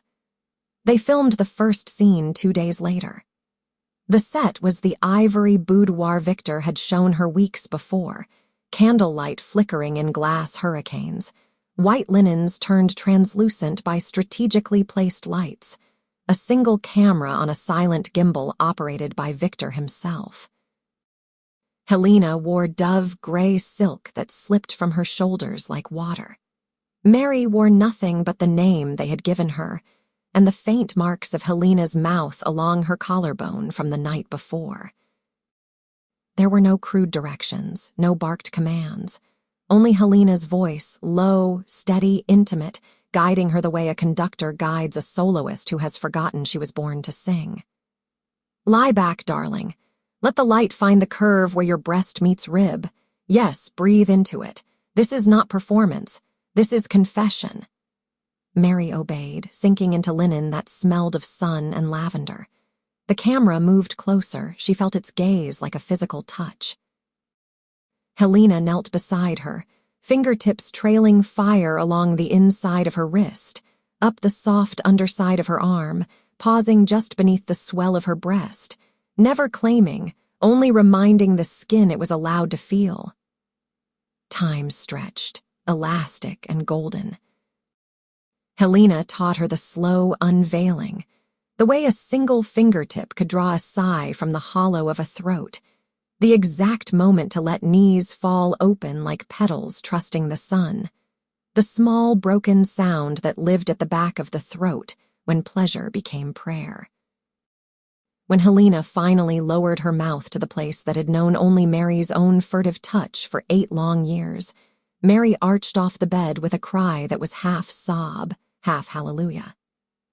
The camera caught every tremor, every tear that slipped from the corner of her eye into dark hair spread across the pillow like spilled ink.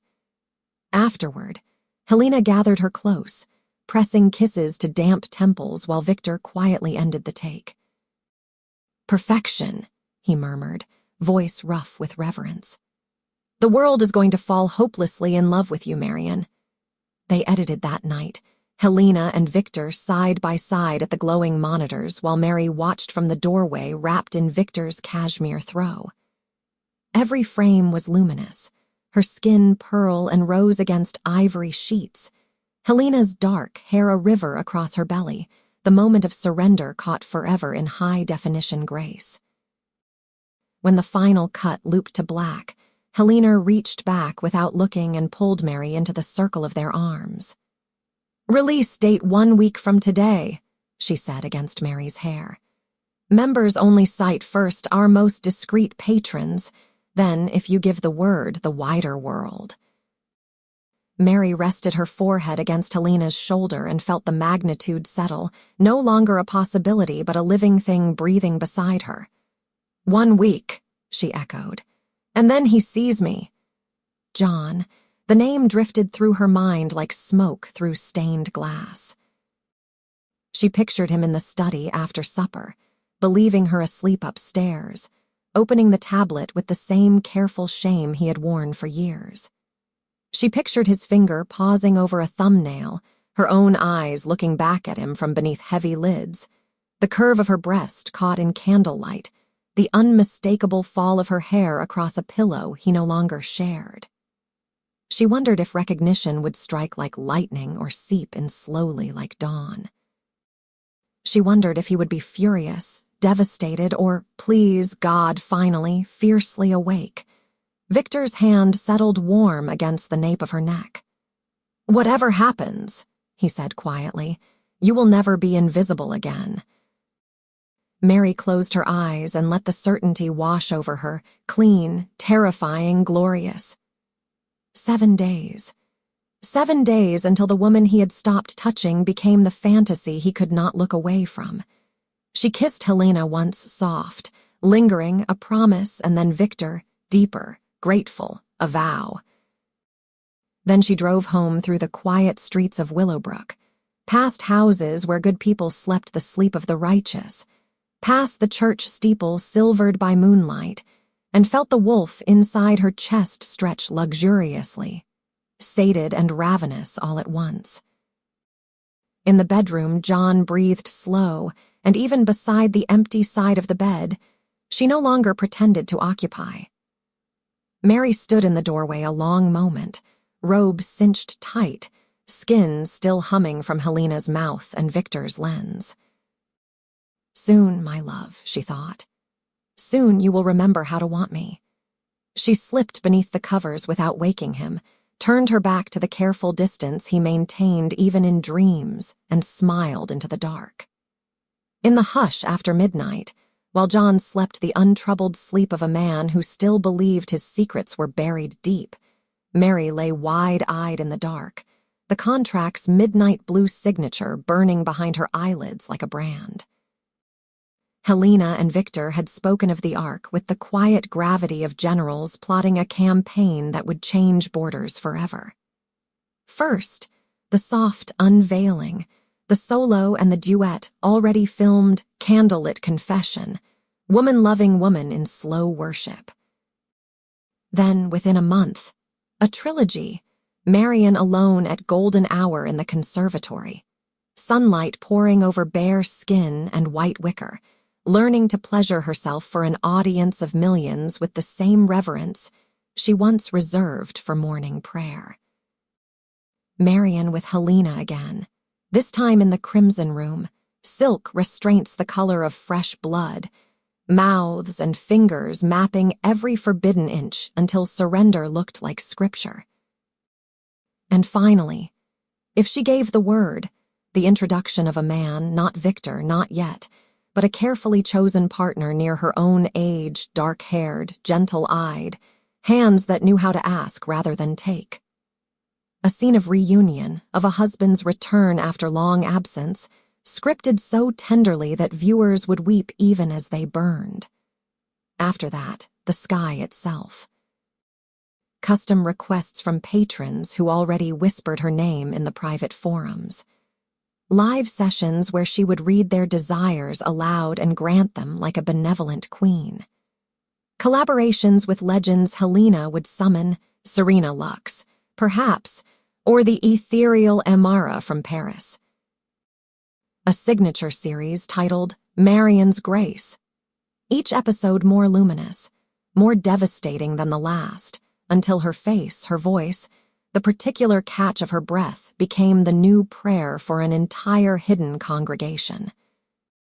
They had laid calendars across the table like maps of conquered lands, marking dates in Helena's decisive crimson ink, while Victor traced slow circles on Mary's wrist with one thumb, promise, possession, protection.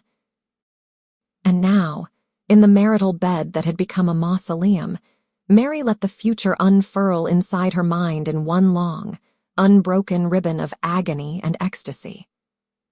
She imagined the conservatory first, sunlight warming the soft undersides of her breasts, the wicker chaise creaking beneath her weight as she parted her knees for the lens and for every unseen watcher.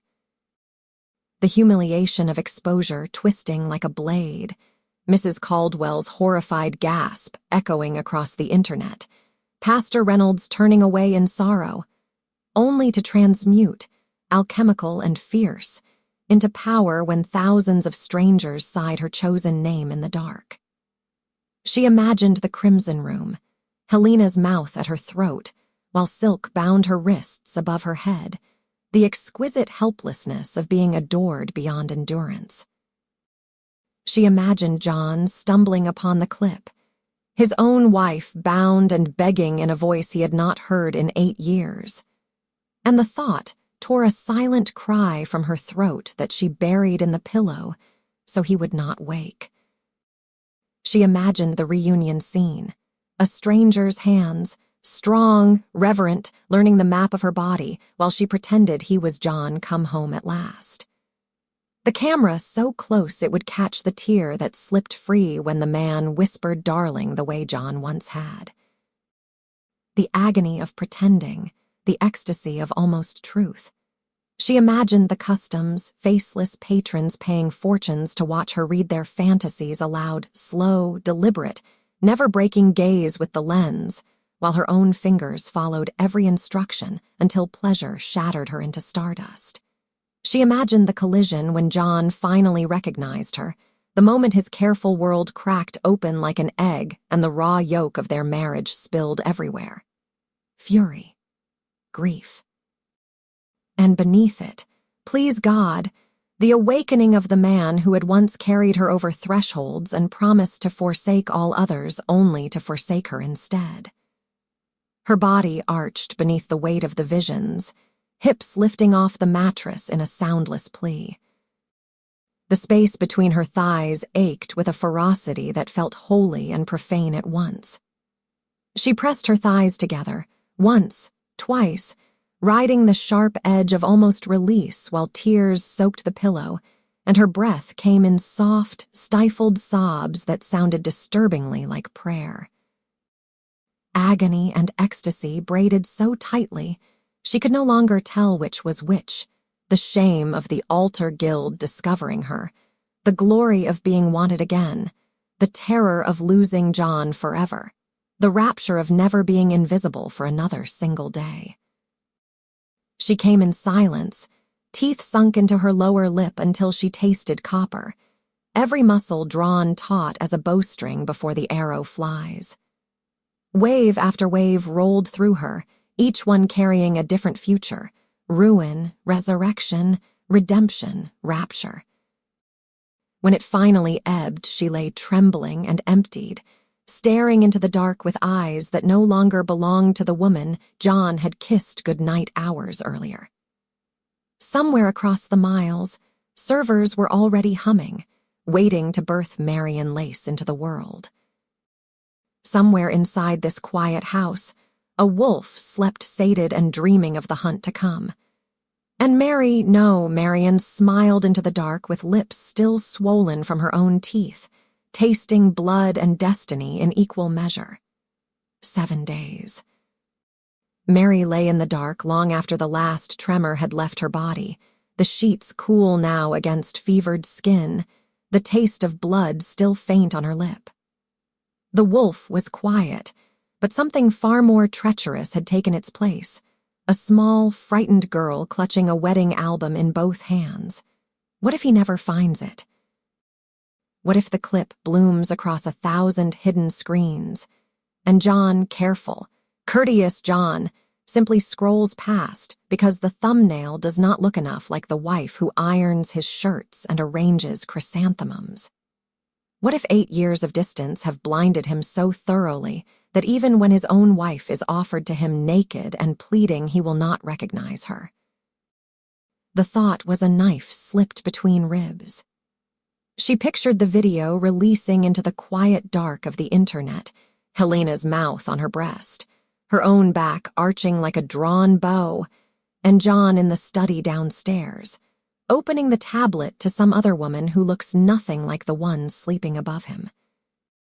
The agony of that indifference was worse than any public scandal. She would rather the entire church see her than have John remain forever oblivious. And worse still, far worse, what if he does see and hates what he finds? She imagined his face crumpling the way it had the day his father died, shock, grief, betrayal all at once. Imagined him whispering, "Mary, how could you?" In the same broken voice he once used to ask why God allowed cancer.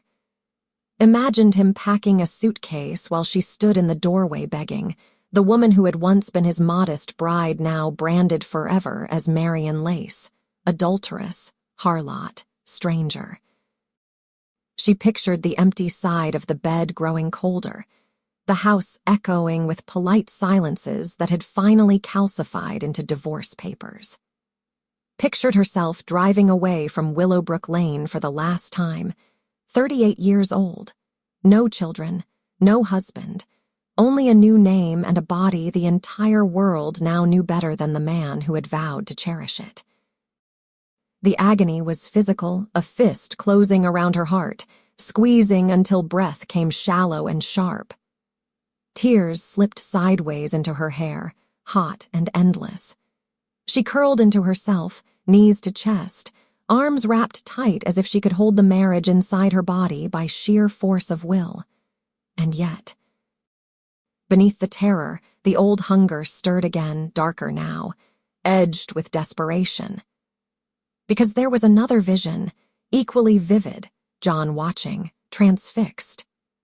John seeing the woman he had stopped touching bloom open beneath another's mouth and remembering, with the violence of a man waking from a long coma, that this body had once been his altar, his sanctuary, his home.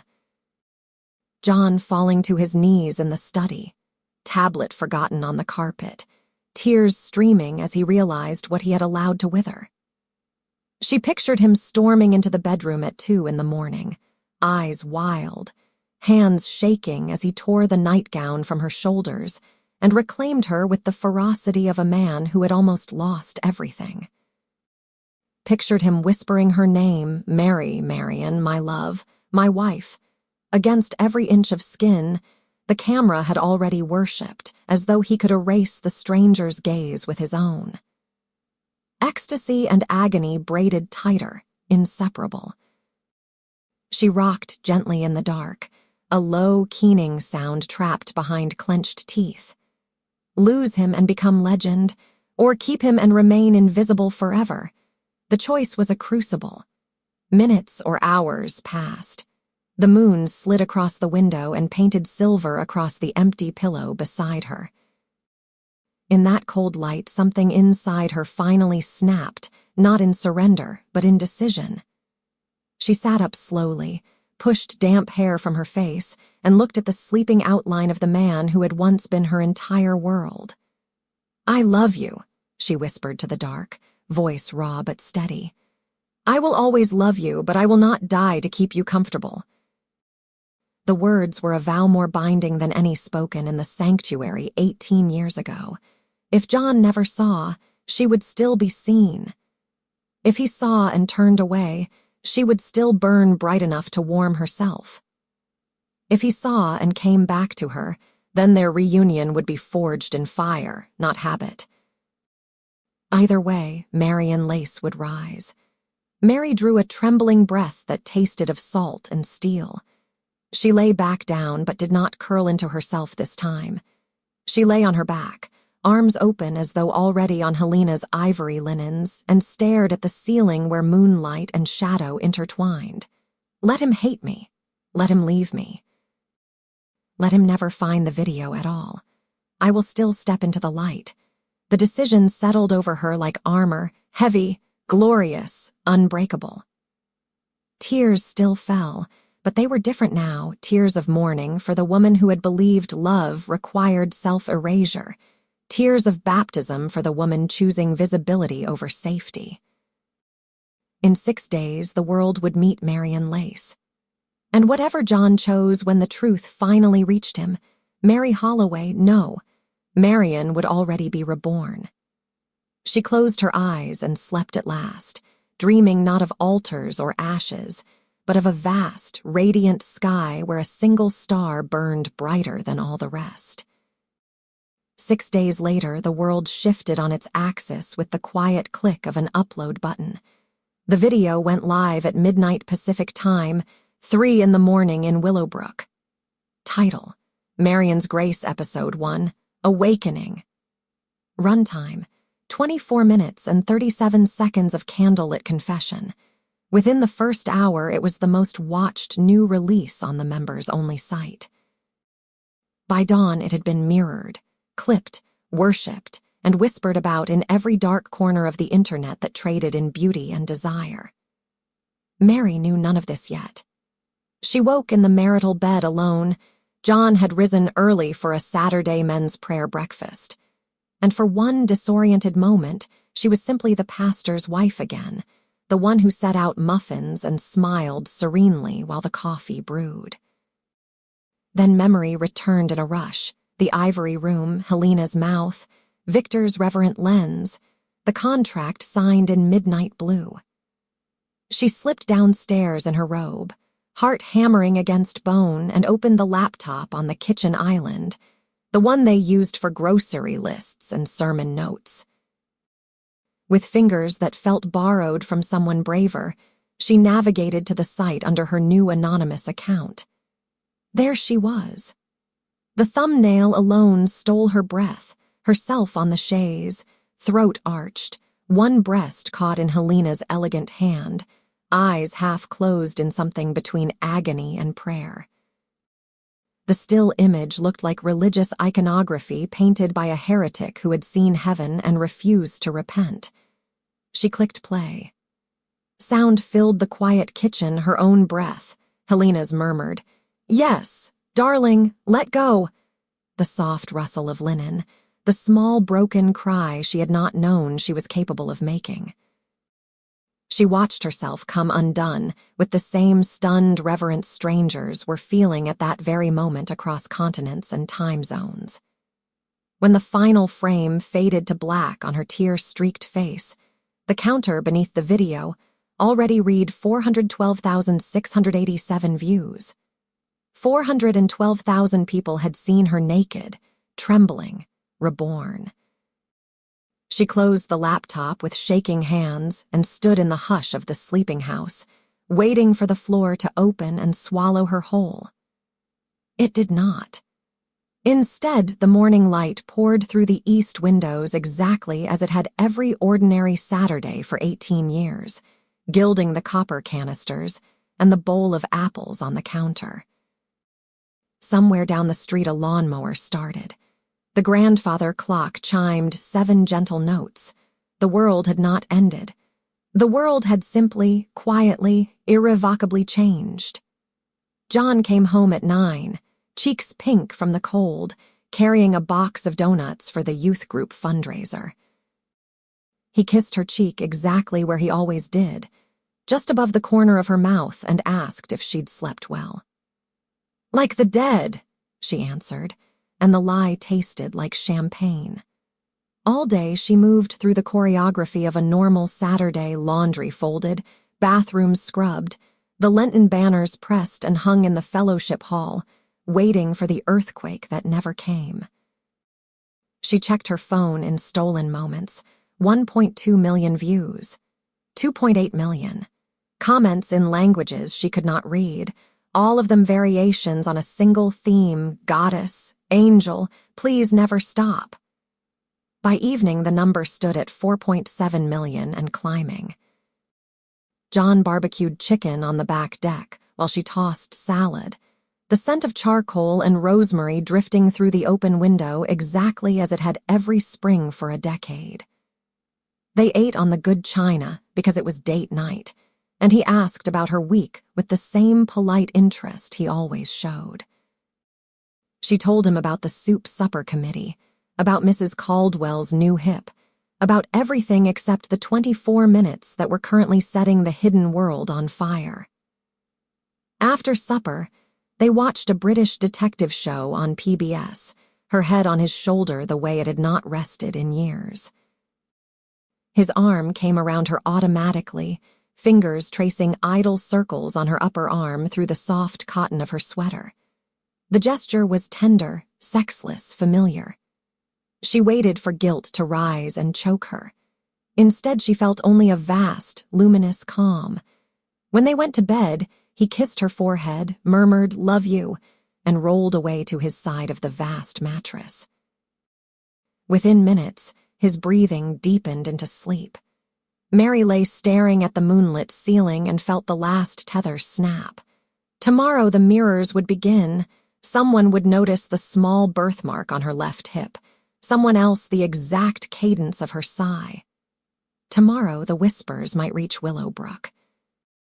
Tomorrow John might open his tablet and see what 4 million strangers already had. Or he might not. Either way, Marion Lace had stepped into the light, and there was no path back to the shadows. She turned toward her sleeping husband, studied the dear, familiar profile she had loved since she was 19, and whispered into the dark so softly that even the angels might not hear. "I chose this, John. I chose me. If you can love the woman I am becoming, come find me. If you cannot, I will still be radiant." Then she closed her eyes and slept without dreams, the sleep of a woman who has finally laid down a burden she was never meant to carry alone. Scene 1, Monday, 9:03 a.m. The first call came while Mary was pouring coffee into John's travel mug. The phone on the marble counter vibrated so violently it nearly danced into the sink. Unknown number. Los Angeles area code. She stared at it the way Eve must have stared at the serpent, half terror, half recognition. Victor's voice poured through the speaker like warm brandy the moment she answered. "Marion, darling, turn on any device with a screen." "You're everywhere." She opened the laptop with one hand while still holding the phone. The member's only site had crashed twice overnight from traffic. The clip had been pirated to every major tube site. Marion Lace was trending worldwide on 3 platforms simultaneously. Victor was laughing, actually laughing, a sound she had never heard from him before. 12 million views in 36 hours. 12 million. We have interview requests from every major adult platform, 3 mainstream podcasts that want to talk female empowerment and late-blooming sexuality, and 2 European art house directors who want to cast you in actual cinema. Helena is fielding offers at the Loft. "I need you here by noon. Bring nothing but yourself. We're clothing you in legend today." She managed a whisper. "John is still home." "Then kiss him goodbye and tell him the women's auxiliary called an emergency meeting," Victor said gently. "This train has left the station, love, and you are the only passenger." Scene 2, Monday, 11:47 a.m. Lang and Lace private loft. Downtown Helena opened the door barefoot in a silk robe the color of bruised peaches, hair still damp from the shower. Behind her, the living room had been transformed into a war room, 3 laptops glowing, 2 assistants taking notes, whiteboards scrawled with times and logos. Helena pulled Mary inside, kissed her once slow, claiming, then spun her toward the chaos. "Welcome to the first day of the rest of your life, darling. You are officially the most desired woman on the planet." The first 5 interviews were scheduled back-to-back starting at 100 p.m. 100 p.m. Velvet Underground Podcast, audio only. The host, a velvet-voiced woman named Raven, began with reverence. "Marion, the internet is calling you the renaissance of mature sensuality. How does it feel to wake up and discover 12 million people watched you come last night?" Mary laughed, actually laughed, the sound low and surprised. "It feels like stepping out of a dark room into noon sunlight, terrifying, blinding, and the most alive I've ever been." They spoke for 43 minutes about marriage, famine, resurrection. Raven ended in tears. The episode went live at 600 p.m. and broke the platform's download record in 4 hours. 200 p.m. Erotica Academy Live, video, soft lighting, 2 female hosts. They sat on a cream sofa opposite Mary, who wore nothing but a man's white dress shirt, Helena's idea. Host 1, "Your husband, does he know yet?" Mary met the camera without flinching. "Not yet, but he will.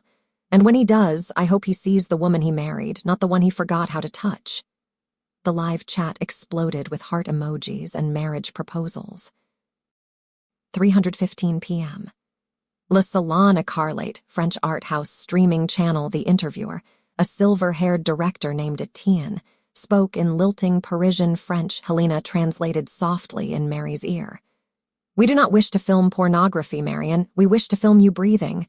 Will you come to Pravos in June? 3 weeks, a shadow, no script, only light and truth. Mary's answer was a single word, whispered like a vow. Yes, 4:30 p.m. The Desire Diaries, lesbian-focused platform. The host, a tattooed beauty named Fox, leaned forward. Helena Vale passed the torch to you in that first scene. The chemistry was devotional. Will we see you together again? Mary smiled, slow, feline. Helena and I have only just begun writing psalms together. 5:45 p.m. After Dark with Luna Lux. Mainstream late-night adult talk show, live studio audience, Luna Lux herself, blonde, 6 feet tall, legendary, strode onto the set in a tuxedo jacket and nothing else, took Mary's hand, and kissed her knuckles in front of 300 screaming fans. Church lady turned goddess, Luna announced to wild applause. Tell America what you want right now, Marion Lace. Mary stood, walked to the edge of the stage, and looked straight into the main camera. I want my husband to watch me and remember he is starving. And I want every woman who has ever felt invisible to know the light is still looking for her. The audience rose as one. The clip of that single sentence went viral before Mary reached the dressing room. Scene 3, Tuesday through Thursday. The Avalanche, 7 more interviews in 72 hours. She barely slept.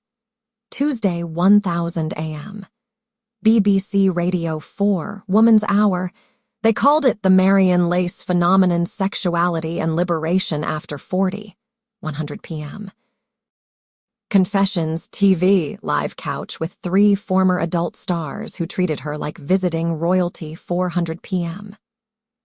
Private Zoom with a famous romance novel cover model turned producer who offered her a 6-figure deal for a tasteful cinematic series titled Wives Unleashed, Wednesday, 900 a.m. The Morning Glow podcast. They cried when she read a letter from a 44-year-old viewer who had left her sexless marriage after watching episode 1, 200 p.m. Italian Vogue Digital. A 20-page nude editorial shot in the loft that afternoon. Helena directing, Mary laughing between takes because the stylist kept calling her Signora Botticelli. 800 p.m. Surprise cameo on a live cam platform. Marion and Helena together for 15 minutes, no touching, only whispered conversation while millions watched. Tips hit 7 figures in 12 minutes. Thursday, 1100 a.m. Private dinner interview with a legendary director who wanted to cast her opposite an A-list actor in a mainstream erotic drama. He slid a contract across the table, $1 million for 8 weeks in Greece. Mary traced the number with one finger and felt dizzy with altitude. Scene 4, Thursday night, 2:17 a.m. The loft.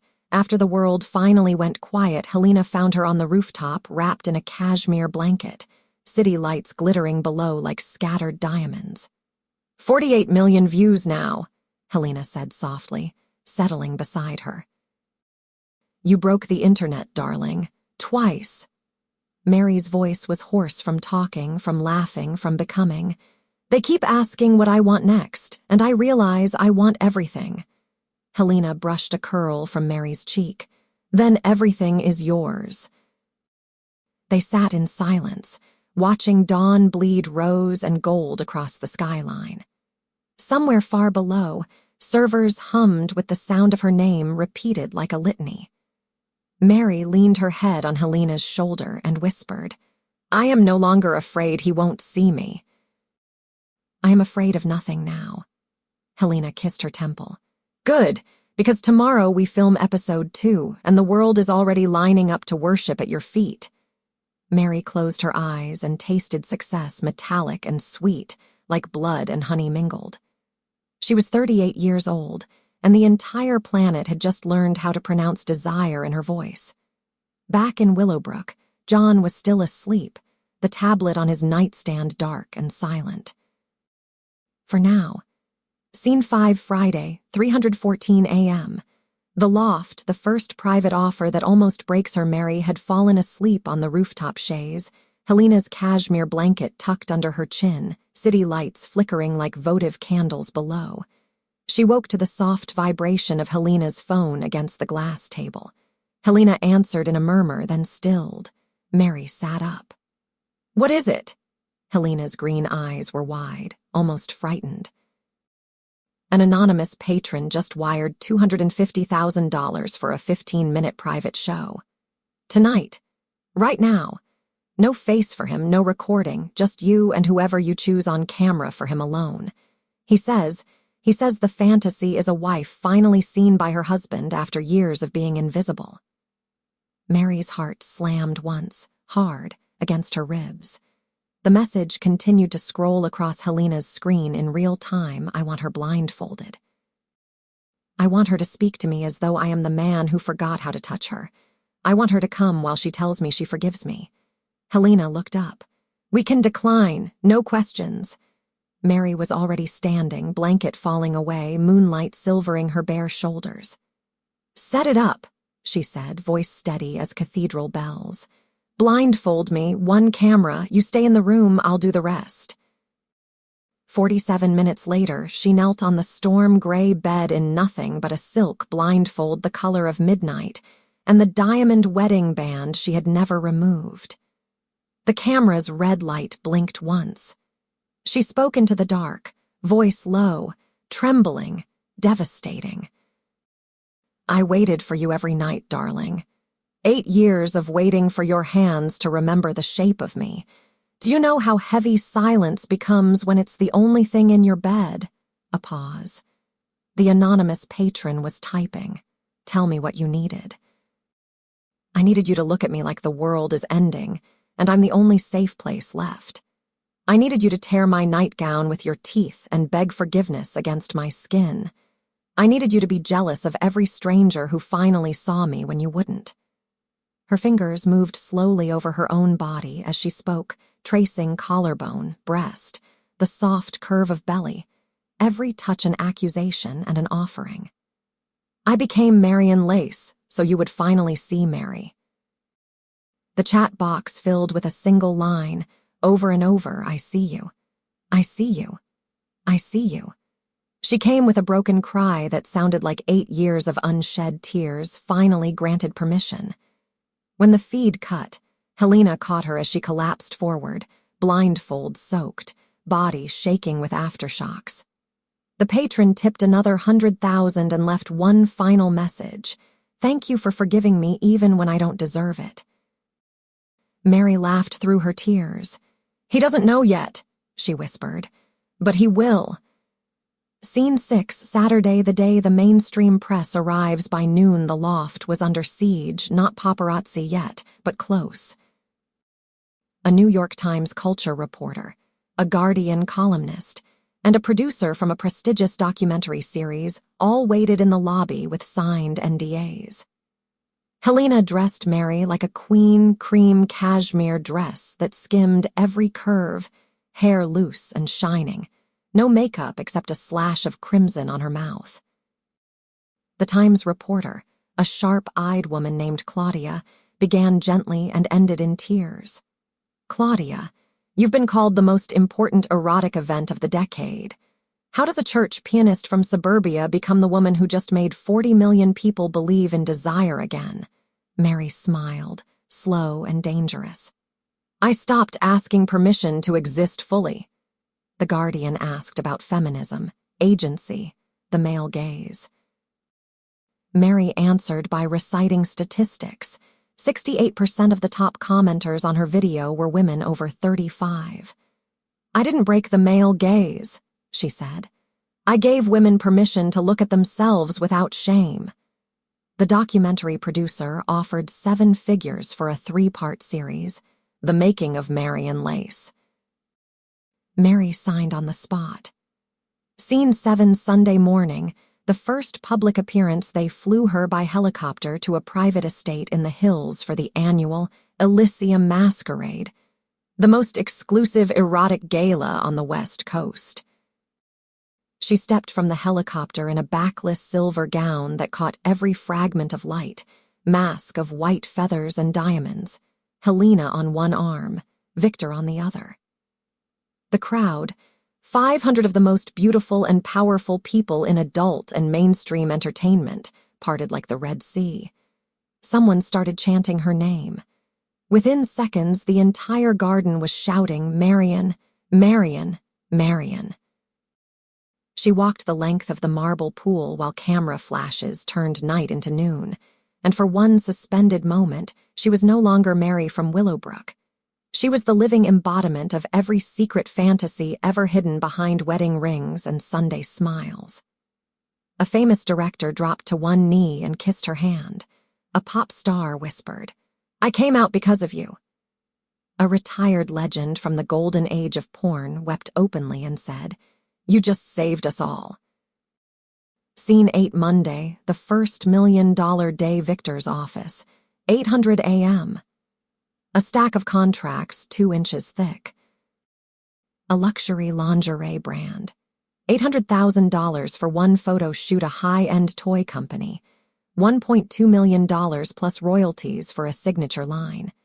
The Marion Collection, a streaming giant. $3 million for an 8-episode cinematic series to be shot in Italy, a famous photographer. $500,000 for a coffee table art book. Proceeds to women's shelters. Victor slid the final offer across the desk. Playboy wants you for the first non-nude centerfold in 20 years. They're calling it The Return of Desire, $2 million plus cover. Mary signed every page without hesitation.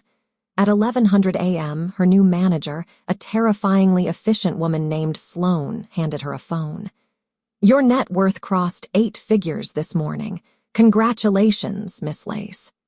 Mary laughed until she cried. Scene 9, Tuesday night, the private celebration back in the loft. Just the 3 of them. Helena, Victor, Mary. Champagne in crystal flutes. The city glittering below like a conquered kingdom. Helena raised her glass. To the woman who burned her old life down and built an empire from the ashes. They drank. Victor set his flute aside, knelt in front of Mary, and took both her hands. "We can stop any time. Slow down, you never have to film another frame if you don't want to."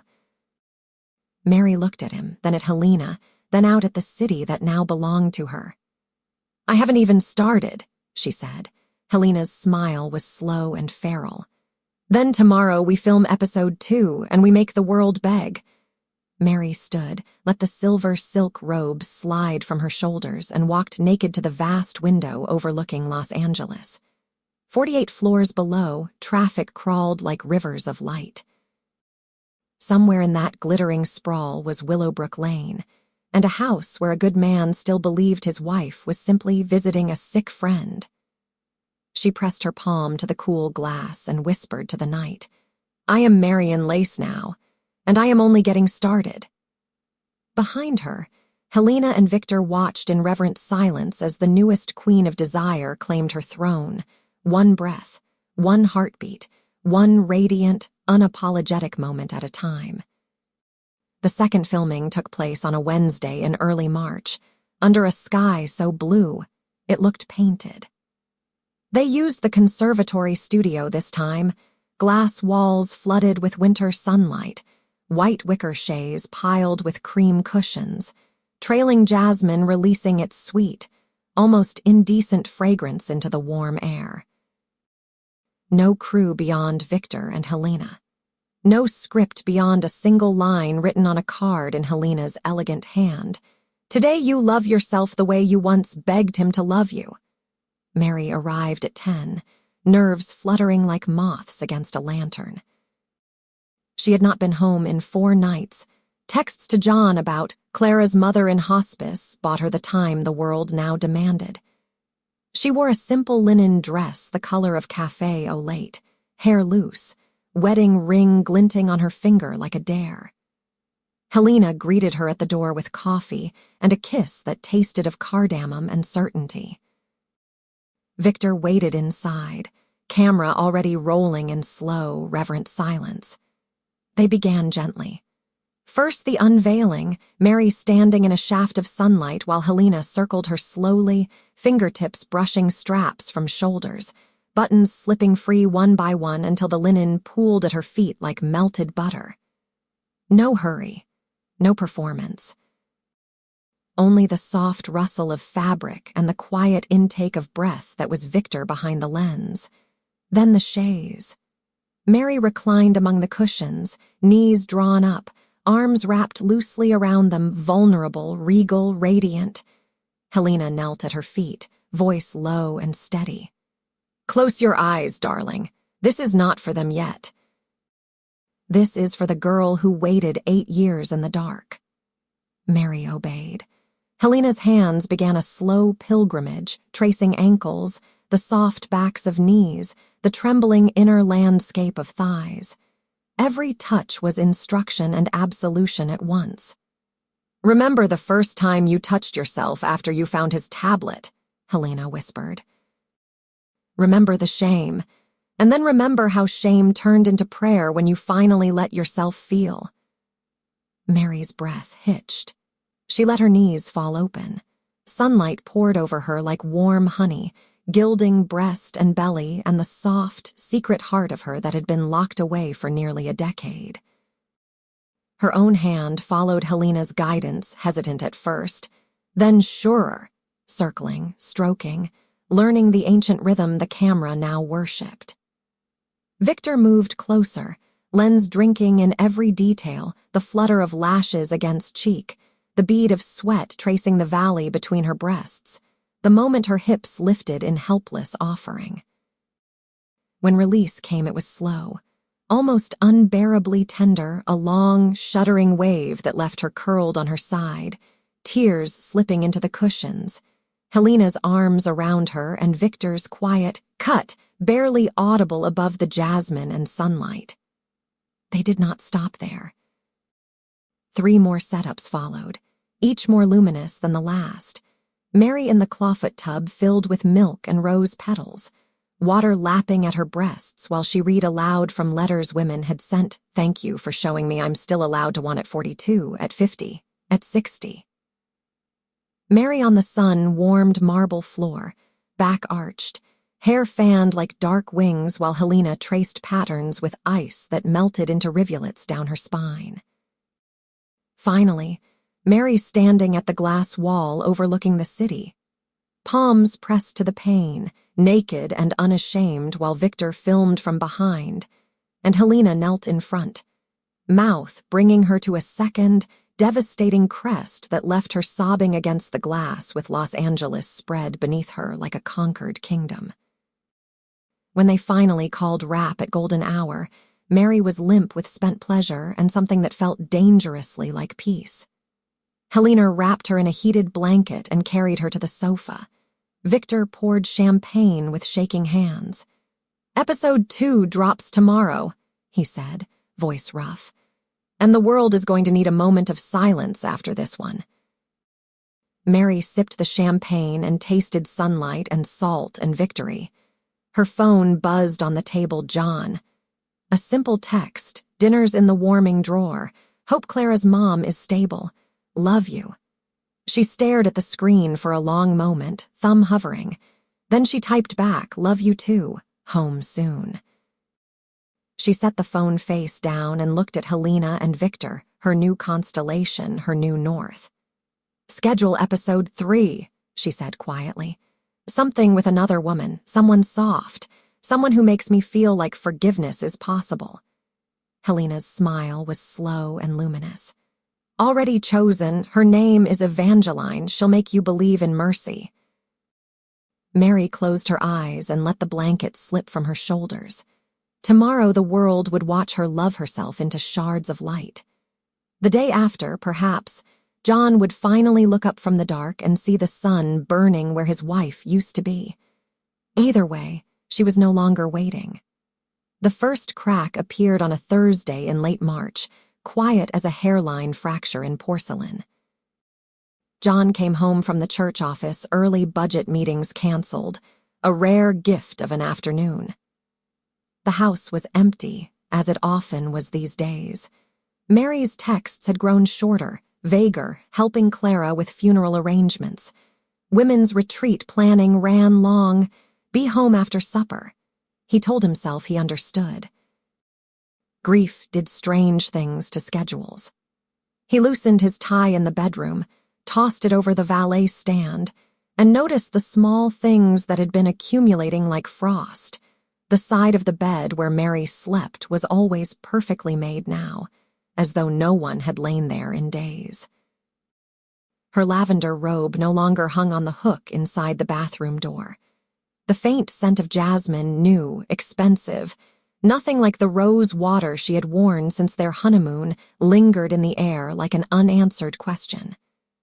John sat on the edge of the bed and felt the silence press against his eardrums. Downstairs, the study waited. He had not opened the tablet in 9 days, not since the men's prayer breakfast when Pastor Reynolds spoke about the dangers of secret sin, and John had felt the words land like stones in his stomach. He told himself he was trying. He told himself marriage was seasons, and spring would come again if he was patient. But the house was too quiet, and the silence had teeth. He opened the drawer. The tablet woke instantly, no password needed now. He had disabled it weeks ago in a fit of guilty convenience. The browser history glowed like a confession. At the very top, a thumbnail he did not recognize. A woman on a sunlit chaise, dark hair spilling over cream cushions, throat arched in unmistakable surrender. The title beneath it read, Marion's Grace Episode 2 Devotion. He knew, even before he clicked, that the earth was about to tilt. The video began, soft piano, something aching and sacred, sunlight pouring over bare skin. A woman's voice, low, familiar, impossible, saying, "This is for the girl who waited 8 years in the dark." John's hand flew to his mouth as though to hold back a sound that had no name. It was Mary. His Mary, the woman who arranged altar flowers and sang, "It is well" in the alto section, and kissed his cheek every night with the same chaste affection, was naked in a conservatory of white wicker and jasmine, touching herself with a reverence that looked like worship and sounded like mourning. He watched, frozen, as her fingers moved with the slow certainty of someone who had learned her body in exile. He watched her back arch, watched tears slip from the corners of closed eyes, watched her lips form a name that might have been his. When she came quietly, devastatingly, the cry muffled against her own wrist, John made a sound like a man drowning on dry land. The screen went black. The room spun.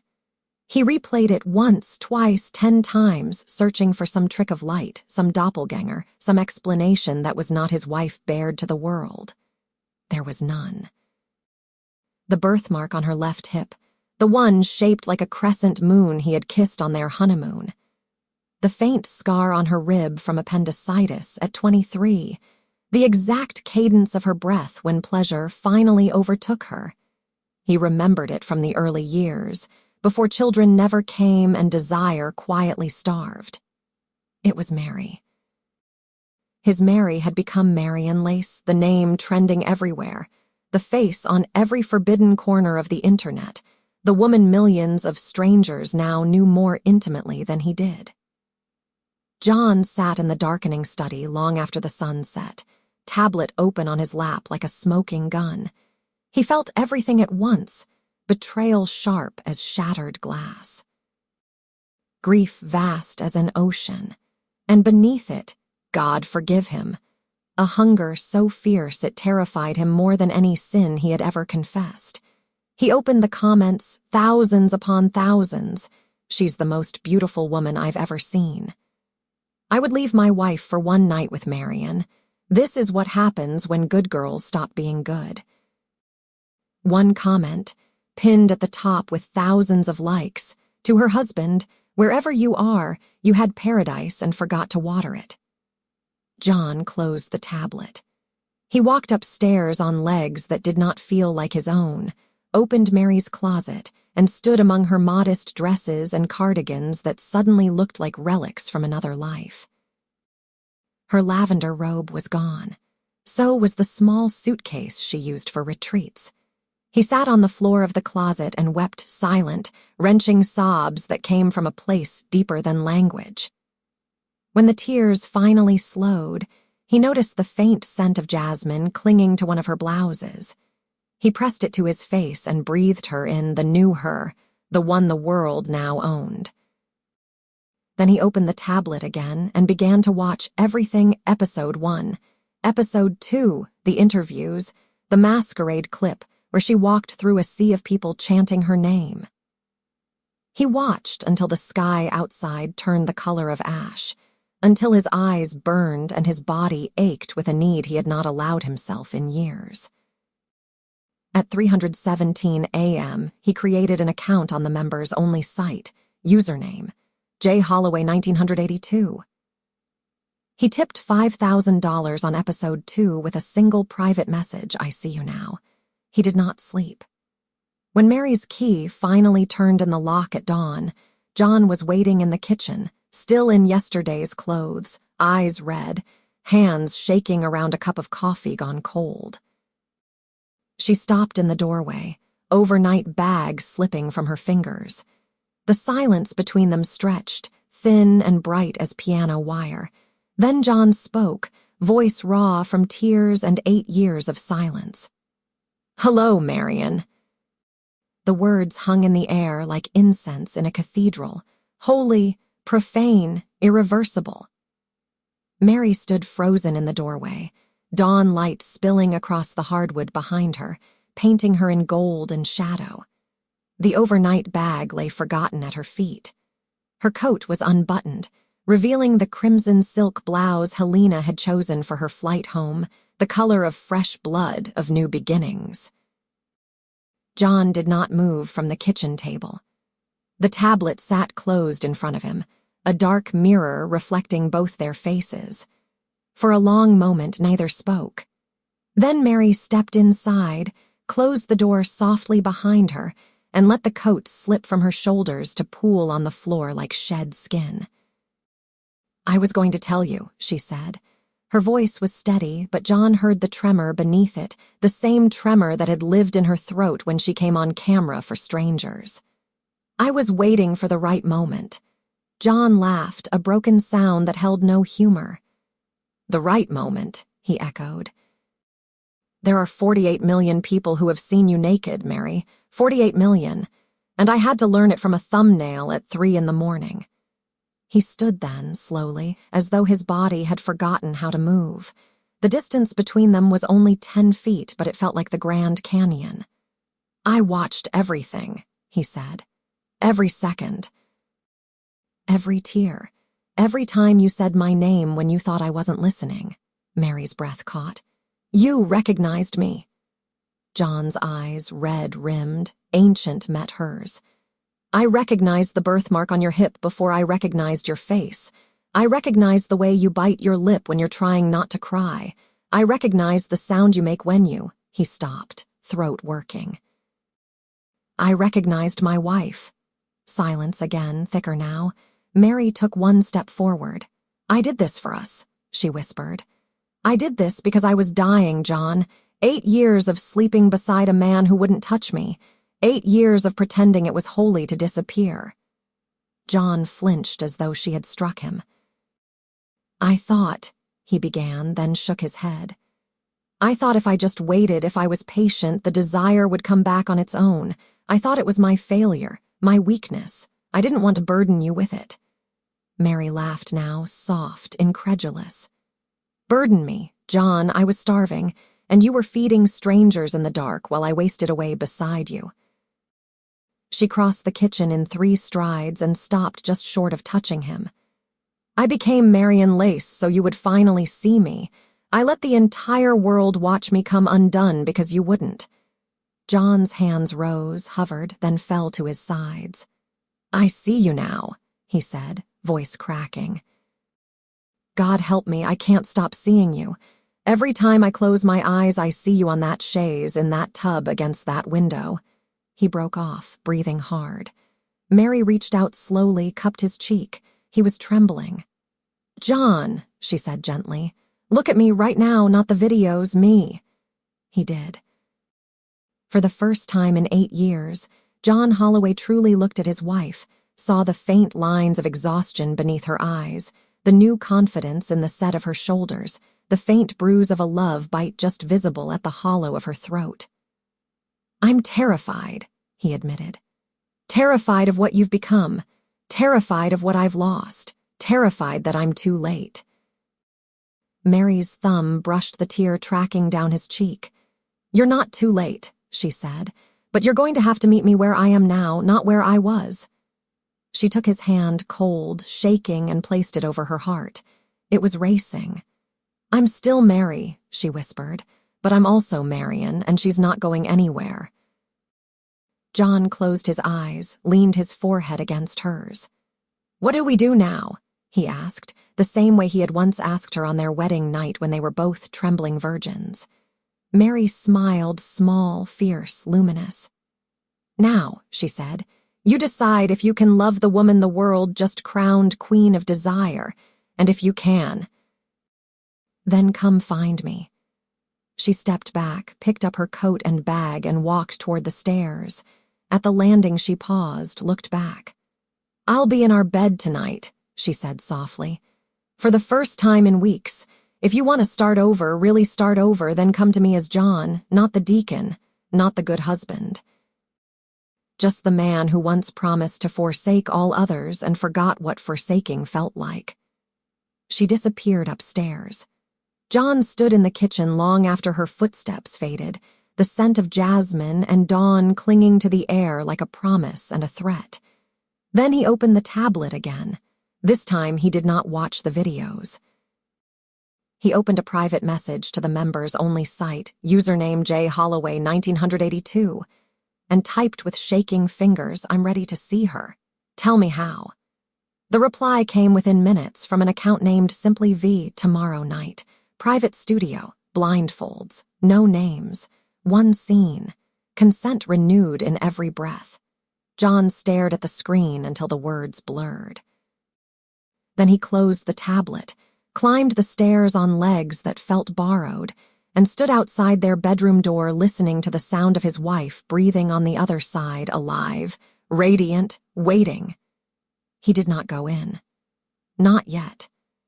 But for the first time in 8 years, the space between their pillows felt like possibility instead of a grave. April arrived in Willowbrook with dogwood blossoms and the soft, deceptive hush that precedes a storm. Mary had come home for good on the 1st of the month, suitcase lighter now, only silk and lace where once there had been cardigans and hymnals. She and John moved around each other like two planets learning a new orbit, careful, courteous, humming with unspoken gravity. They spoke of everything except the videos. They spoke of nothing except the weather. Until the afternoon, Clara came for tea. Clara arrived at 3 with lemon bars and the particular stillness of a best friend who knows everything and has decided to wait. They sat in the garden behind the house, the one Mary had neglected since fame swallowed her days. The roses were just beginning to bud, tight fists of crimson against the weathered fence. A single hummingbird darted between the feeders, frantic and jewel bright. Clara set the plate down and looked at Mary straight on. "I know," she said simply. Mary's teacup paused halfway to her lips. "You know." "I've known since episode 1. My cousin in Seattle sent me the link with 17 exclamation points and the message, 'Doesn't this look exactly like?'" Clara stopped, reached across the table, and took Mary's hand. "I deleted it and told him he was seeing things." But I knew. Mary waited for judgment, for scripture, for the gentle horror of a woman who had stood beside her in the baptismal font 20 years ago. Instead, Clara squeezed her fingers. "Are you happy?" she asked. The question was so unexpected Mary laughed, a real laugh, startled and bright. "I'm alive," she said. Terrified, exhausted, wanted, For the first time in years, wanted. Clara nodded slowly. And John. Mary's gaze drifted to the kitchen window where John's silhouette moved behind the lace curtain, washing dishes with the methodical care of a man trying not to shatter. He's trying, Mary said softly. He watches. He reads every comment. He asked Victor and Helena for a private scene, blindfolds, no names, tomorrow night. Clara's eyes widened, but she did not flinch. Will you do it? I already said yes. Mary's voice dropped to a whisper. I think it's him. I think fate finally answered the only prayer I had left. Clara leaned forward, voice fierce and tender all at once. Then go to him tomorrow with every inch of who you are now. Don't dim a single watt. If he can't love Marion as fiercely as he once loved Mary, he doesn't deserve either of you. Mary's eyes filled. I'm so afraid he'll see me and still choose the dark. Clara cupped Mary's cheek with the same hand that had held hers through infertility and funerals and every ordinary heartbreak. Then let him go, darling. You have a kingdom now. You do not need a man who is afraid of the light. They sat in silence while the hummingbird returned, hovered, darted away. Inside, John dried his hands on a dish towel and watched them through the window. Two women framed by dogwood and sunlight, one of them his wife who now belonged to the world. He felt the storm coming. That night he found Mary in the garden after dark, barefoot in one of his old dress shirts, hair loose down her back like a girl's. She was pruning the roses by moonlight, small snips of the shears sharp in the quiet. He stood on the porch a long moment before speaking. I used to bring you roses on our anniversary, he said. Red ones. You'd put them in the blue vase on the dining table and they'd last exactly 8 days. Mary did not turn. I remember. I stopped because I thought you stopped noticing. The shears stilled. I noticed, she said to the darkness. I noticed every single thing you stopped doing. John descended the steps slowly. I'm noticing now, he said, voice rough. I notice everything. The way you laugh in interviews when someone calls you a goddess, the way you cry in the shower when you think I can't hear. The way you still set my coffee mug on the left side of the sink every morning even though you haven't been home to drink coffee with me in weeks. Mary turned then, moonlight silvering the tears on her cheeks. I'm doing the scene tomorrow, she said, blindfolded, with a stranger who might be you. And I need to know, before I walk into that room, if you're coming as my husband or as a man trying to punish himself for sins he thinks are bigger than grace. John crossed the grass until they stood toe to toe. I don't know how to be your husband anymore, he admitted, but I know I can't be without you. Not now, not after seeing what I let wither. He reached out, brushed a curl from her cheek with fingers that trembled. Come to bed, Mary, he whispered. Not to fix anything, not to pretend, just come to bed. Let me hold the woman the whole world wants and remember she once wanted me. Mary let the shears fall to the grass. She took his hand, warm, familiar, shaking, and led him inside. They did not make love that night. They simply lay face to face in the dark, foreheads touching, breathing the same air for the first time in 8 years. Outside, the roses opened one by one beneath the indifferent moon. Tomorrow, the cameras would wait. Tonight, there was only this: 2 people learning the shape of grace after a long famine.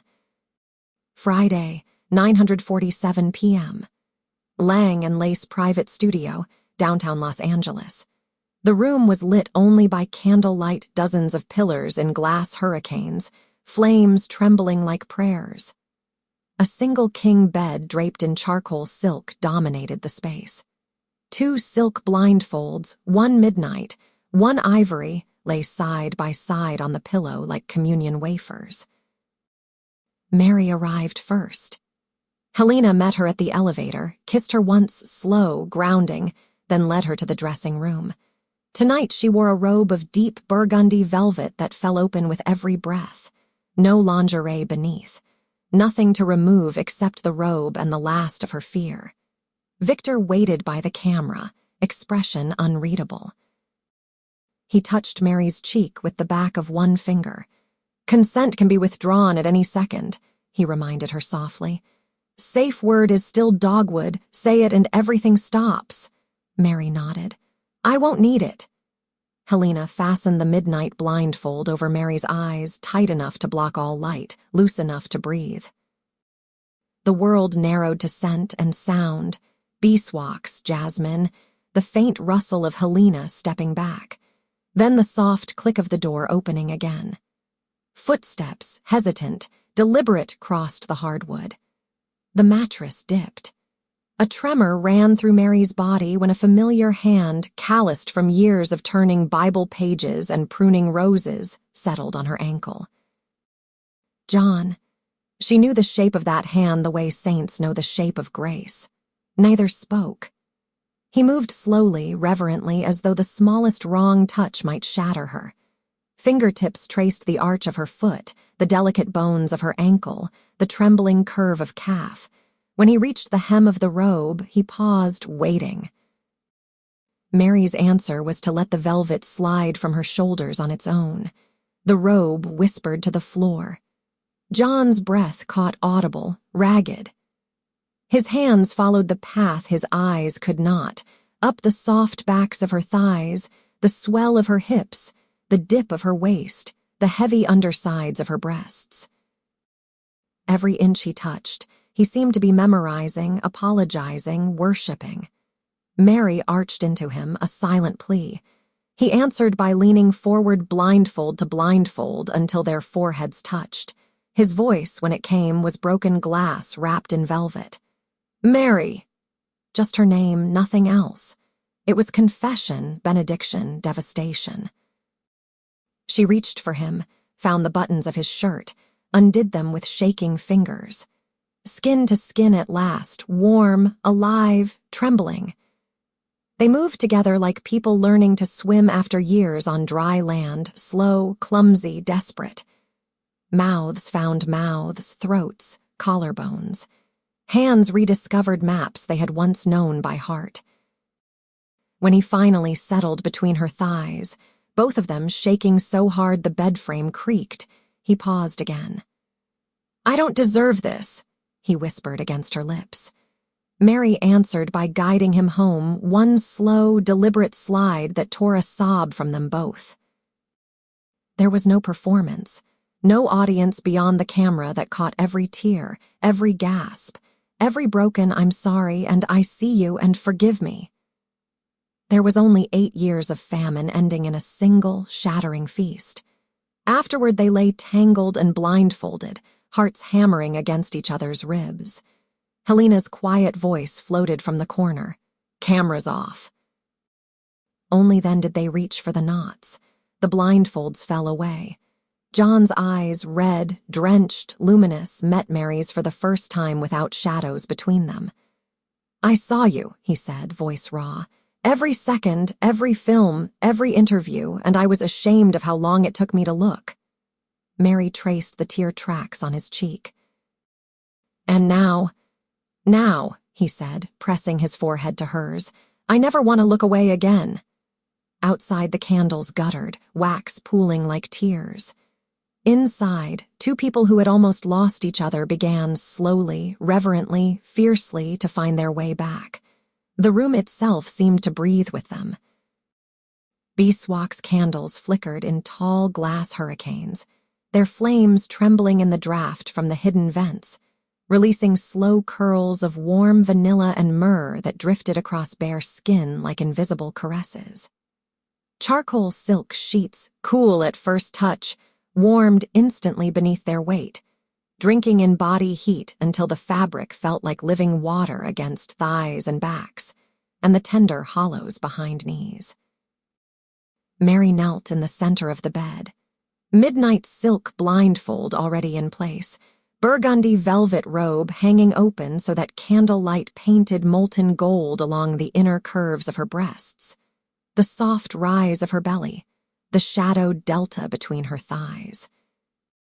Every breath lifted the velvet a fraction, revealing, concealing, revealing again an endless, exquisite tease. John entered on silent feet, the faint scent of the garden still clinging to him, crushed rose petals and turned earth from the pruning she had done hours earlier. The door closed with a whisper-soft click that sounded in the hush like a heartbeat. He stopped just short of the mattress. She felt the shift in air, the sudden warmth of his nearness, and her own pulse answered in a wild, liquid rush. His first touch was barely contact, only the pads of 2 fingers settling on the delicate bone of her ankle, as though she were made of blown glass. Yet the sensation arrowed straight to the center of her, drawing a soft, involuntary exhale that trembled in the quiet. Slowly, so slowly she thought she might shatter from the restraint, his hand began its pilgrimage. Palm gliding up the elegant line of her calf, thumb tracing the sensitive hollow behind her knee until her thighs parted of their own accord. Fingertips skating along the satin skin of her inner thigh, stopping a breath away from where she ached most, lingering there in a silent question. Mary answered by letting the robe slide fully from her shoulders, velvet pooling at her hips like spilled wine. Candlelight licked across her skin, rose gold, honey, molten amber, turning every curve into living sculpture. John's breath fractured. She heard him kneel on the bed, felt the mattress dip, felt the radiant heat of him inches from her bare breasts. His hands rose hesitant, reverent, and cupped her face, thumbs brushing the silk blindfold as though it were the most fragile lace. Then his mouth found hers. Not a kiss, a homecoming. His lips were warm, slightly parted, tasting faintly of the mint tea he had drunk to steady himself. The first press was tender, almost chaste, the second deeper, a slow, deliberate claiming that drew a low, broken sound from her throat. Tongues touched, hesitant, wondering, then tangled with the hunger of 8 parched years. She tasted salt, his tears, hers, impossible to tell. His hands slid down, slow, worshipful over throat, collarbones, the trembling weight of her breasts. When his thumbs brushed her nipples, already drawn tight as rosebuds in frost, she arched into him with a sigh that sounded like forgiveness. Everywhere he touched, memory and discovery braided together. The small scar beneath her left breast, his mouth remembered it first. The faint silver stretch marks low on her belly. He traced them with his tongue as though reading braille that spelled "I'm sorry, I see you. I never stopped loving you." When he finally eased her down onto the cool silk, the sheets sighed beneath them like a benediction. He followed, settling between her thighs without weight, only presence warm, solid, trembling. Skin to skin from chest to ankle, heartbeats hammering against each other through bone and flesh. Mary's blindfolded eyes spilled tears that soaked the silk and traced warm paths to her temples. John kissed them away, slow, deliberate, lips tasting salt and candle smoke, and the faint jasmine that now lived in her hair. His hand traveled lower palm gliding over the soft curve of her belly, fingers threading through damp curls, pausing again in silent request. "Yes," she breathed, one word, 8 years in the making. He touched her then not with the frantic need of youth, but with the reverence of a man who had almost lost paradise and been handed it back, trembling and alive. Slow circles, gentle pressure, learning the new geography of her desire, how she liked the heel of his hand just there, how the pad of one finger drawn down the center of her made her hips lift in helpless offering. Every stroke drew music from her, soft gasps, broken moans, the wet silk sound of arousal filling the hush. When he slipped one finger, then 2, inside her slow, deliberate curling just so, she cried out his name, a prayer, a sob. He kept her there on the shimmering edge for what felt like forever, whispering against her throat. "I missed you, I missed this, I missed us," until the words themselves became caresses. Only when she was shaking, pleading, clutching at his shoulders with blind, desperate hands did he withdraw, slow, torturous, and settle the blunt heat of himself at her entrance. They both stilled. The candlelight flickered across their joined silhouettes, two blindfolded figures suspended between ruin and resurrection. Then, in perfect unison, they moved.